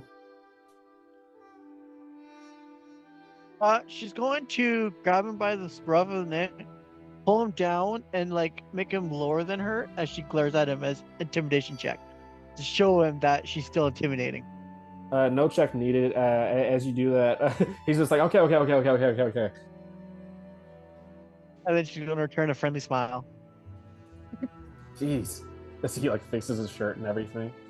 You see he's sweating very profusely and appears to have he has something in his pocket. You see like a little bit of like a letter like sticking out, and has like you can kind of see the corners of a logo that looks like a rose. Yeah, so I'll handle you going back to tell the others and stuff. Okay, I'll see you at the house tonight. Well, preferably if you could kind of go now. If you could get your friends to head out. I get it, you're at school, but this is like a time sensitive sort of thing. I'll see what I can do. He kind of nods profusely and goes to hide in a bush and says, "Oh, wait out front until you guys get out there." So Gabrilla is going to sneak back in through the window. Because why wouldn't she? And Izumi is just waiting because Izumi is just with Gabrilla most of the time. And she's just like giving a curious look as she notices you eventually pop back up. Gabrilla's going to look at Izumi, Uzi, and wave them over. What's up? You know that place that fired me and made me homeless? So I've been staying at your place? Yeah. Well, they have a job for me, and my fault they have a job for me. I was supposed to deliver food for them, but then I got distracted by the fight, then by the party, and then by the plague touch. Izumi, well, So I as kind of you are about to say plague touch, Izumi like quickly just covers your mouth of yeah, yeah, it was a lot going on. so I kind of forgot to do the delivery. And now there's trouble with him since I left. I think he just misses me, and he's too nervous to say so. But he has a job for us, well, for me, and he told me to get a few pals just in case, just to look more menacing. And I'm wondering if you and Uzi would like to come. And I'm also going to ask Nobi and Mitsu to come. Izumi first just looks down to herself and looks back up to Gabrilla. I don't think I'm the most threatening person, but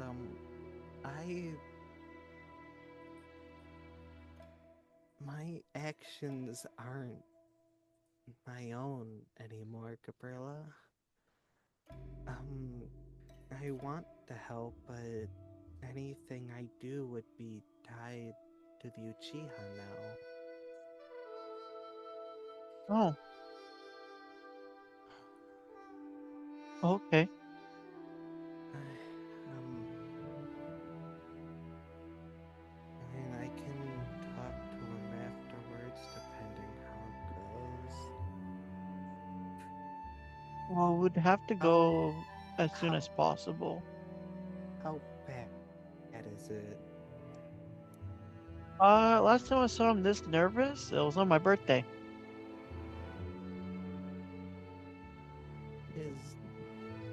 Was it bad on your birthday?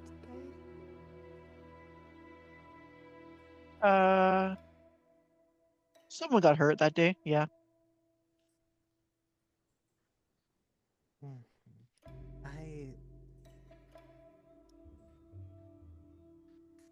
Is it gonna be dangerous?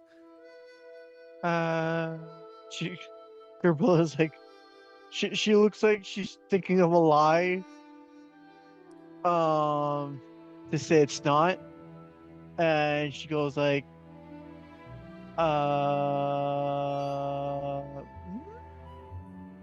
Probably. no?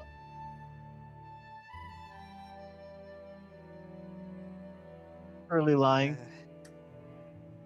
As far as I'm concerned, we're a team.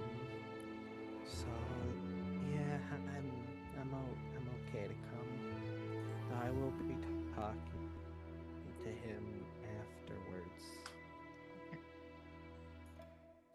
Thank you very much. And you, Uzi, are you coming?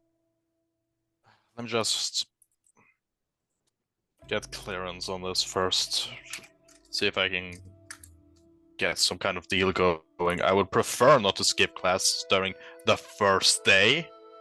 It's the first week. It's the It's Sorry, Friday. first week. Yeah. Sorry, that's my fault. No, you're all good. I during the promise to first give you week. 20 Rio if you skip class. 20 Also, That doesn't. do you know that we can talk to the principal hear later about it. By the seams of it, the few talks we've had, I'm sure he would be willing to overlook it if it was important. That's kind of my point. He seemed to be a bit too willing. Yeah. I'm saying we talk to him first, get the clearance, which is probably gonna happen. Then we go. I just want to try something real quick, Gabrilla says. And then she Oh, looks at she goes to the front of the class. And she speaks loudly because so far this class seems pretty awesome for the first week. So she thinks they're gonna be supportive of this shit. She lets everyone know, it's like, hey guys, I need to go somewhere with some bad people. God. Does anyone want to join? Me Too jumps up in the air. You see, he just came back from some sort of I mean, he wasn't in the classroom like he usually is, but he just came back, as you just said, that he walks through the door. Fuck yeah, man! I love bad people. That's not a good thing. Yeah, man, I fucking bet, dude. I fucking bet.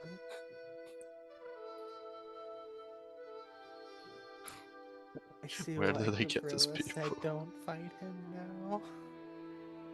So where do we need to go, man? I love going new places. She's Who's- going to who's wait just for going anyone to the else to respond principal? also. And then she's like, okay, so if anyone wants to come, just follow us. And then she's going to head out the window because she doesn't want to deal with the principal. I'm going to the principal. Zumi will also go to the principal. Okay, all right, yeah. So really, you jump out of the window. I'll handle that No. separately. I'll handle that separately.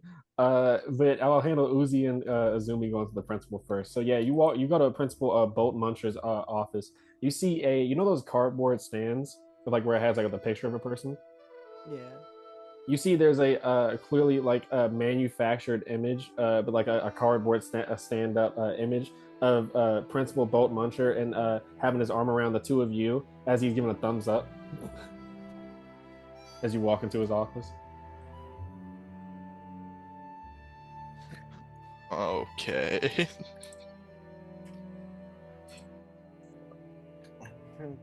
That's a choice. That's a choice. And there's like That's a a logo bold of the choice. school and everything. There's like a logo of the school and everything, but it has his name above it and stuff like that.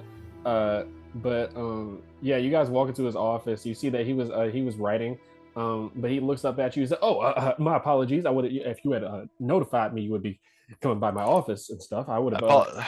No apology required. It's kind of Last it's minute. short notice. Yeah. Yeah. Well, I apologize for apologizing then. Well, I guess to get to the point, a friend needs a little help with the situation outside the grounds. Would we be able to get permission to leave? Absolutely. Matter of fact, I'll kill him myself. Who do you need me to take out? No one needs to be killed. I used to be a boxer back in my day, so I used to, I know a little bit of something. We'll catch up on the work when we get back. We just need to head out and help with this small thing. He nods and goes to give both of you a handshake. He's gonna politely accept the handshake. Once again, that he is yeah. not putting up a fuss, Zoom. What as well? Once again, the handshake goes on for at least 30 seconds too long. Way too aggressive of a handshake and very sweaty as he gives you a handshake. And he gives you guys 2 slips of paper that appears to actually, I won't even make you make a check because both of you are known for Fuinjutsu. You see it forms letters in Fuinjutsu. It's still Fuinjutsu seals, but the letters are kind of like seals and stuff like that almost. You see it hall monitor pass as you gives you sort of pass to like walk around and everything. Right, as he tells you you're gonna need this if you want to walk when it's during class time and stuff. Thank you. All right. Okay. Well, that's done. Let's get going, Izumi. Yeah. So as you guys, Thank you for this boat muncher. he nods very like profusely and everything. You see some students that were like walking from the bathroom to class and everything hear the name and they just laugh and he yells at them. I would be mad too, but more at my parents. I would legally change my name. Yeah, that too. I think it's a pride thing. Like, this is my name. I'm not going to change it just because you think it's funny. But yeah, so you guys walk out, and as you guys get to like as essentially the academy is like split into like about like it's a very large one. There's 3 academies within the village and stuff, but the main one is the one that you guys are at. So it's around like 7 to 8 floors and stuff. It's like just various different classes. So once you guys get down to the like first 4, um, you notice a dark sort of not a dark mist, but like you notice a sort of heavy like thundercloud sort of like mist forms within the hallway, and that's cutting into Gabrilla. So you land after jumping out of the window and stuff. It wasn't like super high up in the air, so you didn't jump from like 100 feet in the air or anything, but you land, and immediately as soon as you land, your like animal danger sense goes off, like off the charts. Oh God. Um, Uh, you look over your shoulder, and uh, you hear the sound of like this is happening at the same time for both like all of you guys. Um, but Gabriela, this is a lot more threatening for you, as you hear like the crack of thunder. You almost feel like you see lightning creeping around the edges of the corner of the back of the building. Stepping from around the corner, you immediately feel a cold chill go down to like that makes your stomach drop and everything. As you see wreathed in a cloak of storms, as you see the lightning crackles, you're able to see this dark figure hooded, as you see a goose, a massive goose, like nearly like around like 10 feet tall, you would think. A little bit shorter than Haystack Bruce, but like very like not broad shouldered, but very wide, like wider than a bear, as it looks down at you with a menacing hiss. I'm gonna need a wisdom save as you see this goose. wisdom save? Yeah.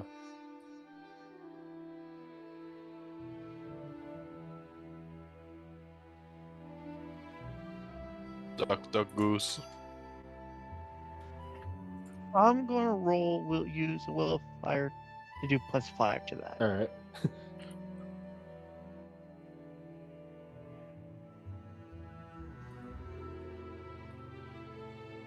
So 19.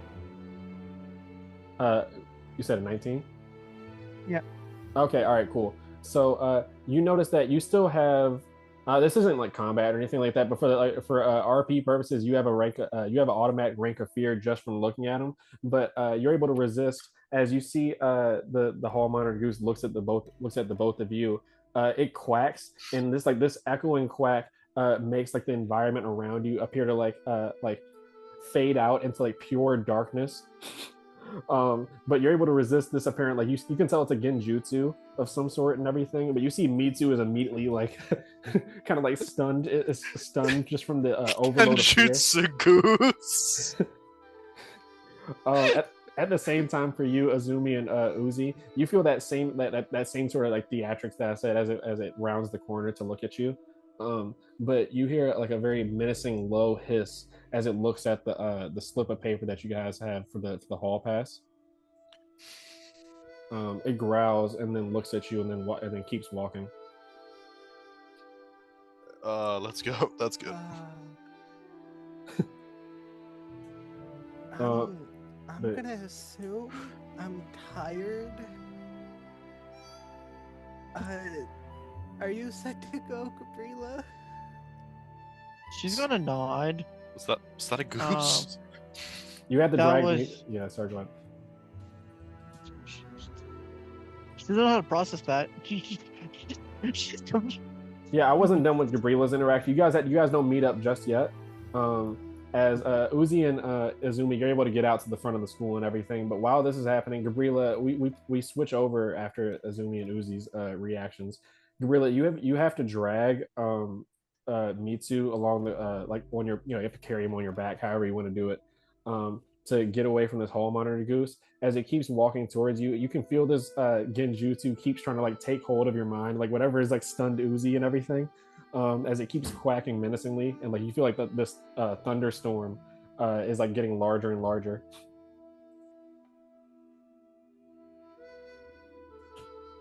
I would probably ask you for an athletics check to be able to outrun it, or if you want to like jump from tree to tree out, like you can do acrobatics.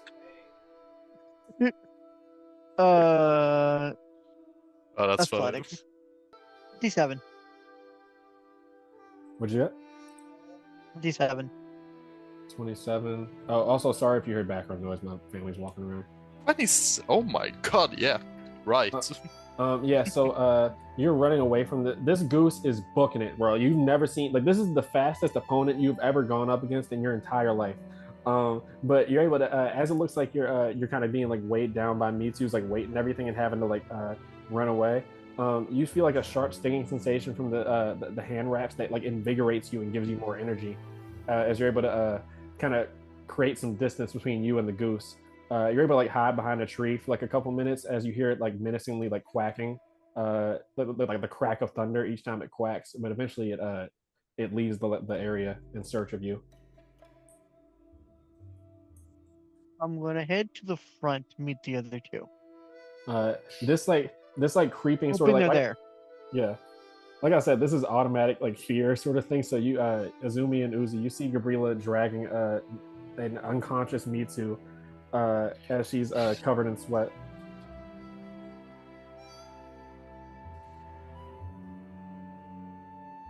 What happened? Giant goose.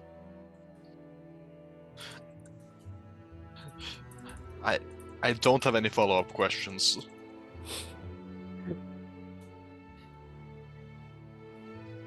But yeah, so Fruge walks out of the bush, and he basically just gives you guys the rundown of everything. That a couple of his guys got nabbed, and all you guys need to do is that essentially he's going to a negotiation with the Rose family.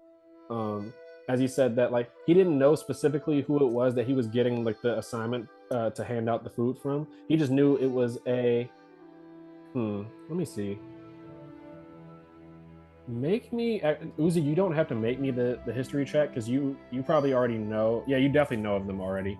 I would probably Hell say yeah. Azumi, make me a history check, and Gabrilla, you make me one with advantage.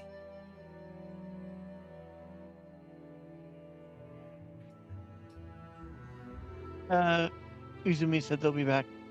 Oh yeah, I forgot. Okay, so we'll wait until Azumi Man, gets- my history sucks.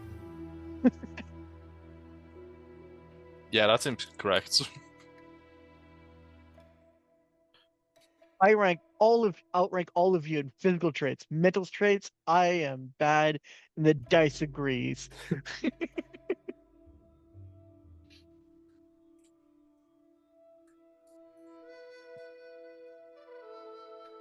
That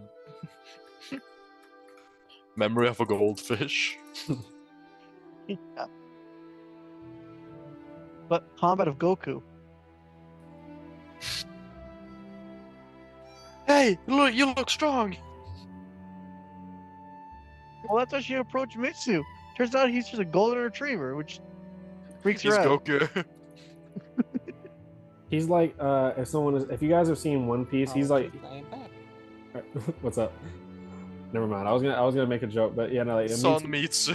Mitsu is the equivalent of like if you've seen One Piece, he's built like Kaido, but he has like the energy of like Luffy. Oh my god, that's terrifying. he's just an extremely cheerful guy. But yeah, Azumi, make me a history check real quick. Oh, okay. What is my history? As Fruge mentions the Rose family, but I just want to have you make a history check before I delve into it. I take a guess. Your history is a +3. No. Is a 7 and a That's 9? 5 levels off. Okay, I mean it makes sense No, why. Yeah, no, I won't bother. Yeah. It makes sense why you wouldn't have heard of it, Azumi. Gabrilla, it's just more so a situation where I kind of guessed that. Wait, where is? You rolled a 7, right? Yeah, I rolled the 7. Okay, I was making sure.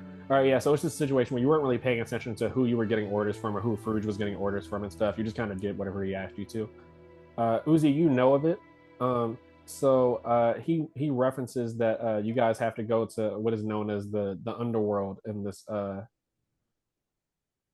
village. And Uzi, you know the name of it. It is called Yomi, named after the underworld where people are rumored to go after they die. Did you say Yame or Yomi? Yomi, like Okay. Yomi. It's the same way it's spelled. Yeah. Yeah. Yeah, I can remember that. Yomi Hustle. Yeah. I love that game. So Yomi is a place for Uzi, you would know of it just because of your politician stuff. You don't go there. Like that's not a place that that people go willingly. The only people that live in Yomi are it's essentially an underground city underneath the Leaf Village that is filled with disgraced war criminals, disgraced shinobi. You can't return to their village. Let me think. Pretty much just every single like bad person that you can think of that wouldn't have a place in regular society is where they live in Yomi. At least the people that in the fire and like near the Leaf Village that do. So yeah, that's where he says he's going. He's having you guys go with him. But he essentially just mentioned that you guys don't need to do anything. He just needs muscle. You just need to look tough. You know what I mean? Like you need. My 9 strength does that perfectly. I'm gonna actually, yeah. There is one thing. If we're gonna be muscle, I am 100% summoning Johnny. No, actually, Wait, I gotta check which one's which now. Johnny is the arrow. Yeah, I'm summoning Barbodo. All right. Yeah, Zumi is just thinking to herself. He is my muscle. She is quite glad that she keeps her sword with her most of the time. I'm glad I kept my gun. Gabrilla is going to ask Izumi, how do you remove something from like a genjutsu from someone and points at Mitsu?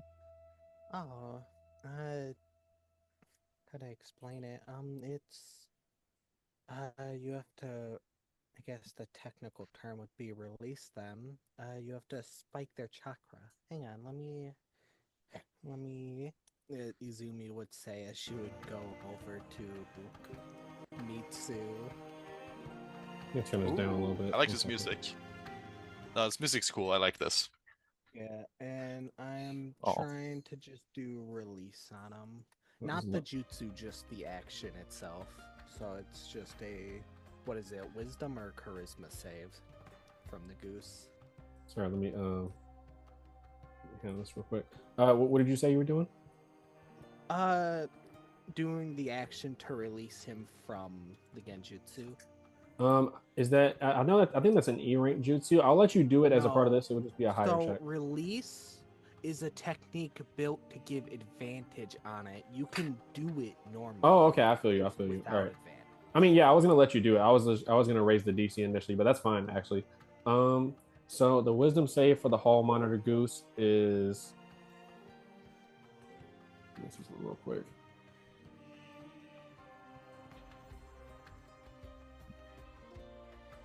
And then I'm also gonna look at a thing as you look at that. I hadn't pulled out the stat block. Give me 1 second.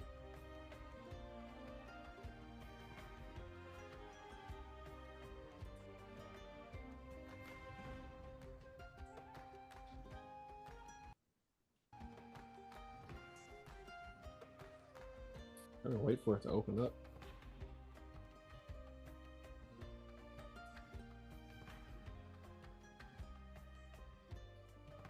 no, that is specifically targeting myself with that. Okay.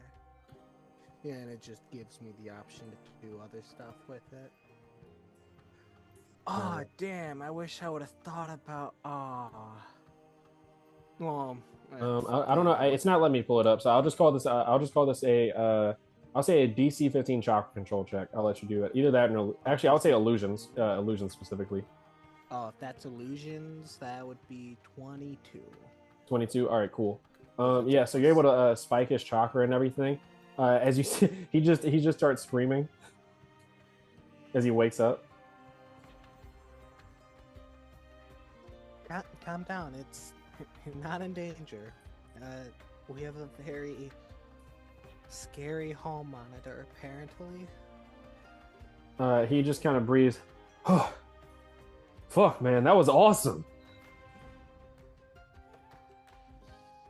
Of course it was. I love being Apparently terrified, Gabrilla's man. using him for. You love me to. He's too much for Gabrilla. Why is she bringing him? She's muttering to herself. Mitsu. What? Yeah, what's up, man? Sorry, I'm just a little bit distracted. I love watching. I love watching my death 30,000 times. Suddenly, I'm very happy I did not. Or we went to the principal's office. Is there anything that you don't love? Fuck yeah, man! There's a lot of stuff I don't like. I don't like Don't say vegetables. Please don't say vegetables. Nah, I fucking love vegetables, dude. Okay, good. Let me think. Because I really don't like. Yeah. Yeah. Gabrilla's gonna start walking. Steam starts coming out of his ears as you see him contemplating what he doesn't like. Let's just get going. Izumi says. I feel like I'm gonna break him. So yeah, Izumi. I just want to put the thing in. So how tall is he again? Mitsu is 6'3". It's 3. 6'3". He is over 2.2 inches taller. So Izumi just patting like his arm, just like let's just go. Well, isn't he? He's 2 feet taller than you, right? Yeah. Yeah. Oh, yeah. You said inches. He's That's why I was 4'1". confused. Yeah. Oh, fair enough. Yeah, you said 2.2 inches. That's why I was My bad, confused. my bad, Yeah. No, yeah, I confused myself. 2.2 feet. I don't know if that's the correct term to say there, but Probably. what I'm saying. We'll roll with it. You see Mitsu Gabrilla. You do see Mitsu recognizes sorry, I don't know why I can't talk. You see he does recognize Fruge as Fruge says, "Oh, I couldn't find you. I thought you weren't available today."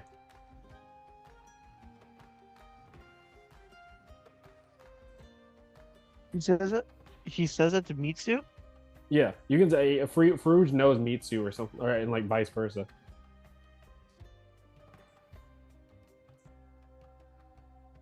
He's like, oh god.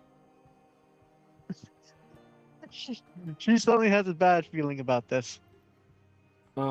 Essentially, like, we could really ask about it at all. It is going to be like a good while. Oh yeah, that's another thing. Sorry, I keep forgetting the order of stuff. Uzi, before you left, Fujimaru would have pulled you to the side, and this was a quick little thing.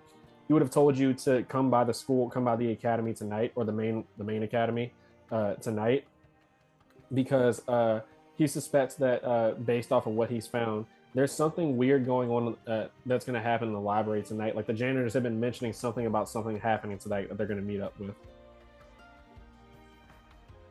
Yeah, he'll give him a solid no, then I'll meet you there.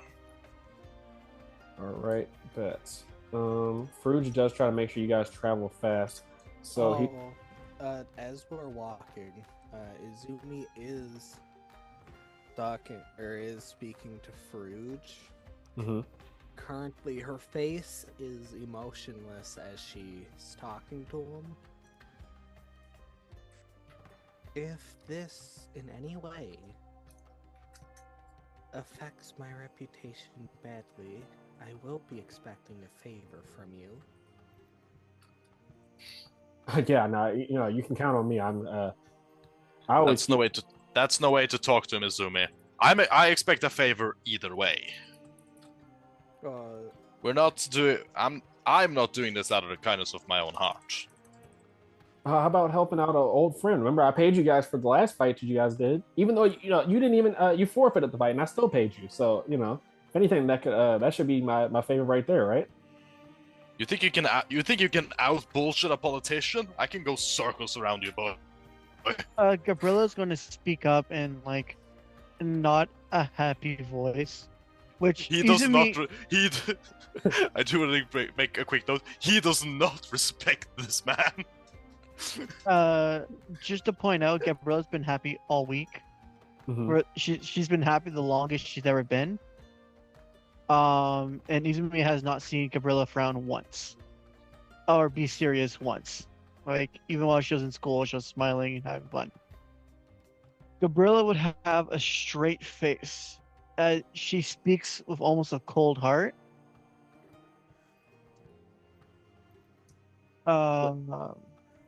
Saying, we're doing this. I'm doing this because you gave me a home for a while. I've always paid my debts with you. My friends are here to help me, and for you to pay them with whatever they ask. If you have a problem with that, I'll make sure shit gets worse for you. Now just show us where to go. We'll get this done, and I'll head back to my happy place. Yeah, you see that he profusely sweats and like kind of like nods. I think the sort of thing where he's like so scared that he doesn't even want to like make a comment or anything like that. I guess with that being said, you see that he's a little bit more like a sense of urgency now. So you guys were walking for about like 10-15 minutes. It currently is it would be like a little bit in the afternoon when you guys would have been asked. So like it's around like I would probably say like 12:30 p.m. So yeah, you walk for about like 15 minutes, and then he just gets fed up and like orders a like a horse carriage to take you guys there. So it's only about an hour total of like travel time there, as the horse carriage is like very fast. Let me see. It's faster, me or the horse? You. But in terms of like like horses are used for like the long term like they have more long term energy, I guess, if that's the I don't know why I can't talk. Like you could outspeed it top speed wise, but the horses are specifically designed in the city, and like the ones that Shinobi use to run for longer amounts of time. Let me see. Mitsu kind of speaks up and asks like where are you guys going. He eventually, his brain short circuited for like a good half of the trip trying to think about what he doesn't like. But he asks where you guys are going, and he speaks up and says you guys are going to a place called the Muddy Hag, and you see like various like bystanders and like even like the dude that's driving the carriage go like just like a sigh, or not a sigh but a gasp. And I guess to speed run stuff. Gabrilla, you learned that Mitsu was your replacement for like this week since Farouk kind of like thrown you off to like the wayside. He acted as the group's muscle. Gabrilla would have came to that conclusion. Yeah, Mitsu would have just explained that like yeah, fuck yeah, man, like I love crime. As he I don't know if you should like that. That's also not a good thing. Let me move you guys over. It's definitely something you shouldn't say out loud. Oh, important. You should. It shouldn't be the case at all. Important note. Izumi is the best of her ability, acting very formal to neutral. Mm-hmm. As in her mind, She sees an opportunity from this that she can benefit majorly from. Yeah. Jesus So Christ, this guy is huge. yeah. So God damn. you guys You can get. get the under. Hmm? Sorry, I was just telling Izumi that she can get the underground support, which will help her street cred. That's one way to look at it. Rule through fear. Um, yeah. So Uzi, yeah, you are well aware of the. You don't know the exact location, as people in Yomi aren't allowed to. I mean, I don't want to give a whole lengthy explanation because I'll probably be more explained next session. But essentially, people in Yomi aren't allowed to like interact with society up top and everything. And that's just kind of the agreement for why they aren't all like immediately arrested or like questioned and stuff. Even though that's not always the way that it goes down and stuff. But yeah, so you guys get Gabrilla, you're familiar with the slums, but it gets more and more like decrepit and like you see more and more cracked and like abandoned buildings and like broken infrastructure that just hasn't been bothered to be fixed in like you would guess at least like a century, just based off of like what you're seeing as the buildings get older and older as you guys move further up north in the slums or the common area of the Leaf Village. You brush past a little bit the kind of like park entrance that goes to the Forest of Death, where a lot of the Chunin exam stuff happens. But as you guys go further down, you see more and more shady characters. Like you see one guy fully just getting jumped in the middle of the street, and nobody's even like batting an eye. Like there's children playing in the street while a guy is getting jumped. And you guys, the carriage driver tells you this is as far as he goes. So you guys walk the rest of the way, and you see various people that are kind of eyeing you and whispering in hushed tones as you walk up to a very shoddy looking bar that has faded lettering of the Muddy Hag. As you guys walk in, you walk into this bar, and the door kind of like really squeaks on its hinges as you walk in, kind of getting everybody's attention inside of the place. The door is like barely even holding on one of its hinges. It's just barely holding on one of them as Mitsu has to kind of like walk sideways and kind of like dip down to get through the door and stuff, and he kind of breaks it a little bit as it falls to the ground, and he says sorry. You see like I said, Gabrilla, you're from the slums, but these are the shadiest characters you've ever seen. You're a little bit more at home with this. I won't say that you're like scared or anything like that, or like you're intimidated, but you see a lot of very intimidating looking guys, like guys with various battle scars that might have been like former bandits or something along the lines of that. And like people like drinking and like being as merry as you possibly can be in this sort of environment. But a good amount of them look at you as you walk in. Brilla with she'll chew gum, make a blow bubble, get in her pocket, walk as casual as she always does, just following Fruge. Fruge gives a nod to like multiple people as he walks by, but they just look at him confused, like he's nodding at them as if he knows them. You see, he says, "All right, well, there's kind of a little bit of a initiation process of being able to walk into Yomi. So I have a little bit, obviously my own name precedes me and stuff, so I should be able to get you guys in." But yeah, you see, he walks up to a guy that's a very big, like burly dude with like bald, but like has a very like a wicked kind of like spiked like beard. That's standing with his arms crossed in front of a door. He looks at Fruge, and you can see Fruge starts like talking to him. Is anybody doing anything in the bar, or are you just waiting until Fruge is done? I'm not gonna do anything. Gabrilla's walking beside him. He knows of stranger danger. Izumi would be following a little bit behind, give space, whatnot. Her arms are within her cloak as one hand is gripped onto her sword. You see a couple people are looking at you guys. What Fruge actually does, I would say that just not to take up too much time, but Fruge says you can like put on like you can like You could have like stopped to get like a cloak or a hood like put over your face if you wanted to. Just because you mentioned that wanting to like hide your identity and stuff. Not hide so much as she knows. Izumi is aware any action she does can and will reflect on her clan's name. And so she is just taking care to hold herself to what she feels her clan would have told her to. So, Yeah. Yoshitomo anyways. Uzi and Mitsu, I'll handle the thing with the Gabrilla and Izumi in a second, but Uzi and Mitsu, you guys are kind of just standing around. Mitsu is like, this happens as what I'm about to say, but Mitsu is about to like speak up to you as he says that he finally thought of something he doesn't like, but then he forgets. Yeah. But as he's saying that,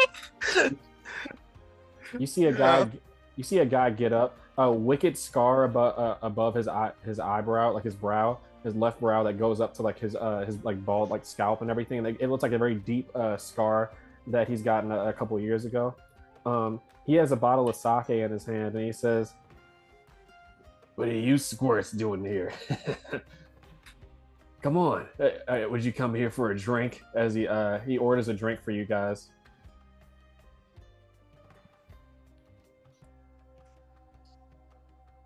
Mitsu says, like, "Never had beer before, but fuck yeah, man!" As he grabs one.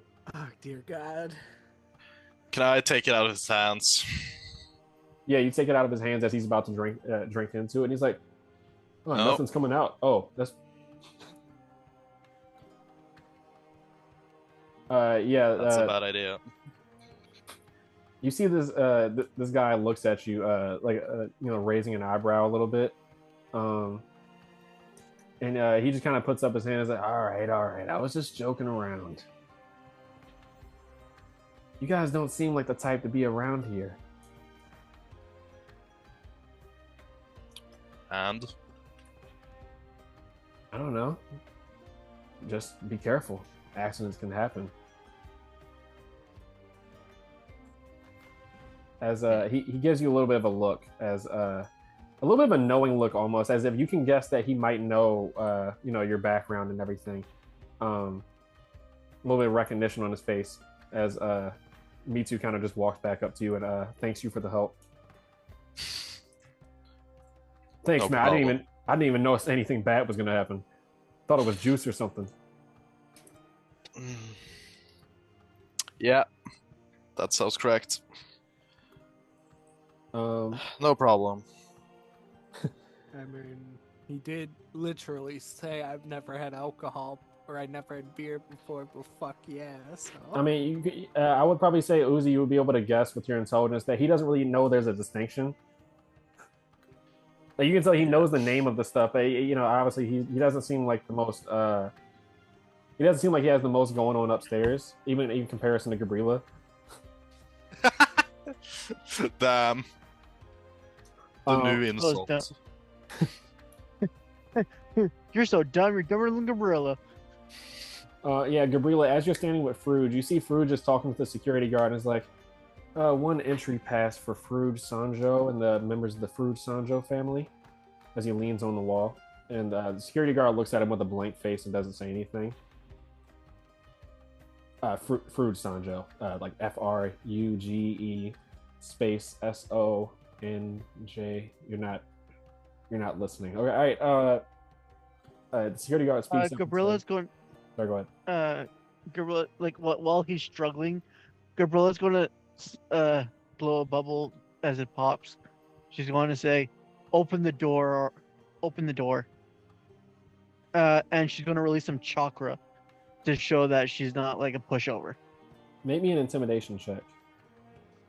Oh, absolutely, and I'm going to use my full intimidation check. Now, let me just check what that is. Okay. Plus 26. Yeah, so you feel that sharp stinging sensation as like you feel a little bit of a rejuvenating sort of energy from these like scarab hand wraps that like makes your muscles appear like a little bit bigger and stuff when you like are like trying to intimidate him and stuff. Um, yeah, so the pulse of chakra comes off you. You see the security guard kind of like his eyes widen a little bit still a stoic face, but you see his eyes widen and he gives you a little bit of a nod, but then he speaks up and he says, I ain't allowing kids down into Yomi unless I know you kids aren't going to be eviscerated in the first second. If you can prove to me that your other two or other three pals, I guess, as it switches over to me too, is like loudly talking to Uzi. If y'all can convince me that y'all belong down there, then I might consider letting you in. Hmm.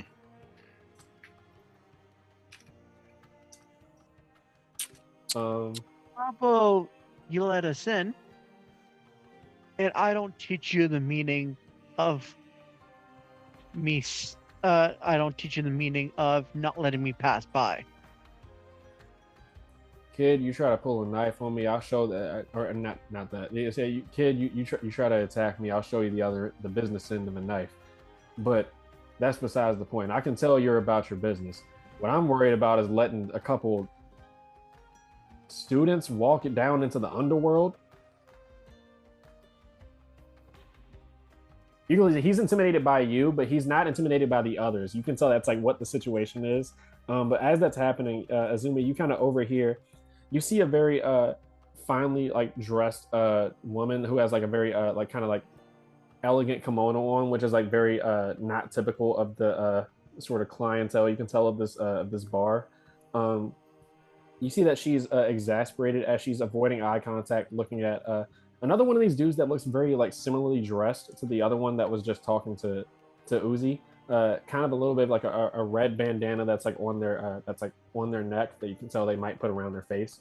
And some like brown and blue sort of like leather, like heavy leather outfit, like a mixture of like padded armor, that sort of deal. He has his like hand on a table and he's like talking to this woman. He's like, "Come on, you know I'm one of your favorite customers. All I'm asking is, hey, just come back with me, me and my buddies to my place, and there's not going to be any problems." As she speaks up and says, "For the last time, I told you I'm not interested." And you can clearly see that basically this guy's giving her like a hard time and everything. Zumi would think to herself momentarily, having overheard the talk between the security guard and Gabrilla. Kind of just nodding to herself as she then just takes a few steps over. Man, is he bothering you?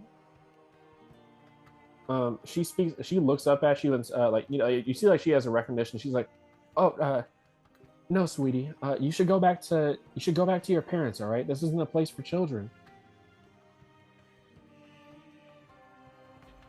As you can clearly see, a very. Go ahead. She gives a very sweet smile to her. Then her gaze would turn to the thug. Yeah, I was gonna say it's at that point where he would have spoken to you, but yeah, you can say your thing. Yeah. No, you're good. Go ahead. No, you know, I mean, this would be happening at the same sort of thing. The thug would. I was just basically gonna say that he would have basically put a hand on your shoulder and kind of like try to like push you back a little bit. He said, "Out of the way, squirt. I'm doing business." Yeah, no, Izumi is not in the mood to let someone try to push her around. She is very much suddenly just blah, blah, blah, blah. She is pulsing her chakra enough as a warning as her eyes turn almost to an icy glare looking at him. Go ahead and make me an intimidation check. Yeah. Haha! 25. 25. So Bam! you let out a pulse of your chakra, and you see that he takes his hand off your shoulder, kind of like jumping a little bit. As he kind of like, hey, you see he squints his eyes at you, and then squints his eyes at the woman, and basically just mutters to himself, "This isn't over," and walks off.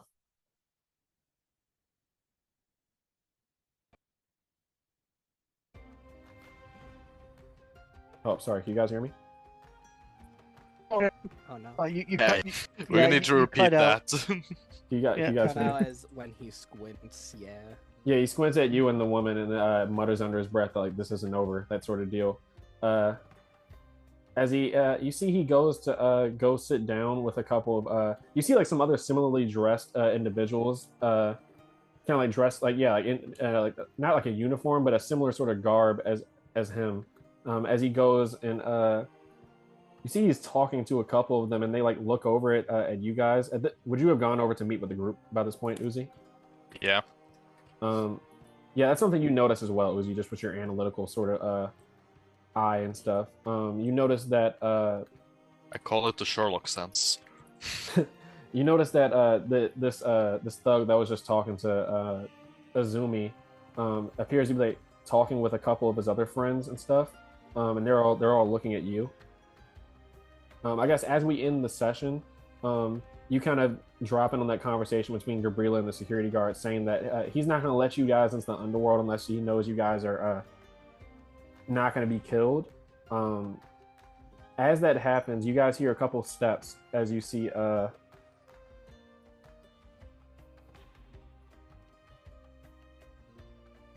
Sorry, you hear a couple footsteps as you see walking up. Is that Azumi? You see walking up is that same thug, kind of flanked by two similarly dressed people.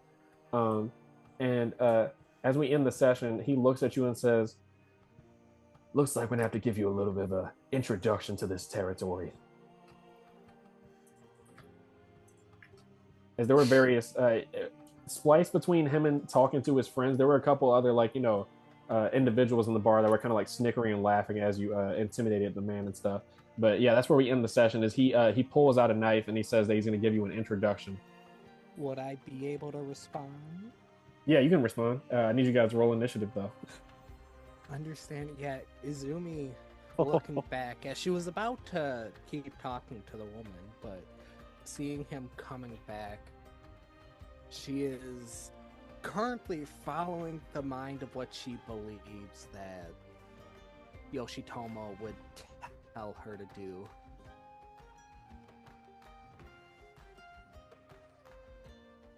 I am an Uchiha. Your petty territory means nothing. Squabble. Yeah. On my turn, or if you let me, activating Sharingan, but I'm assuming that'll be a turn start thing. Yeah, that'll be a turn start thing. But that is going to be. I'll probably give you advantage on your intimidation check once we start combat next session. But yeah, you guys can go ahead and roll initiative as you see a couple of the other thugs in the. Oh my god! You guys have rolled like 7 nat 20s today. This is insane. Yeah, I don't know what the fuck. It's the Sherlock sense.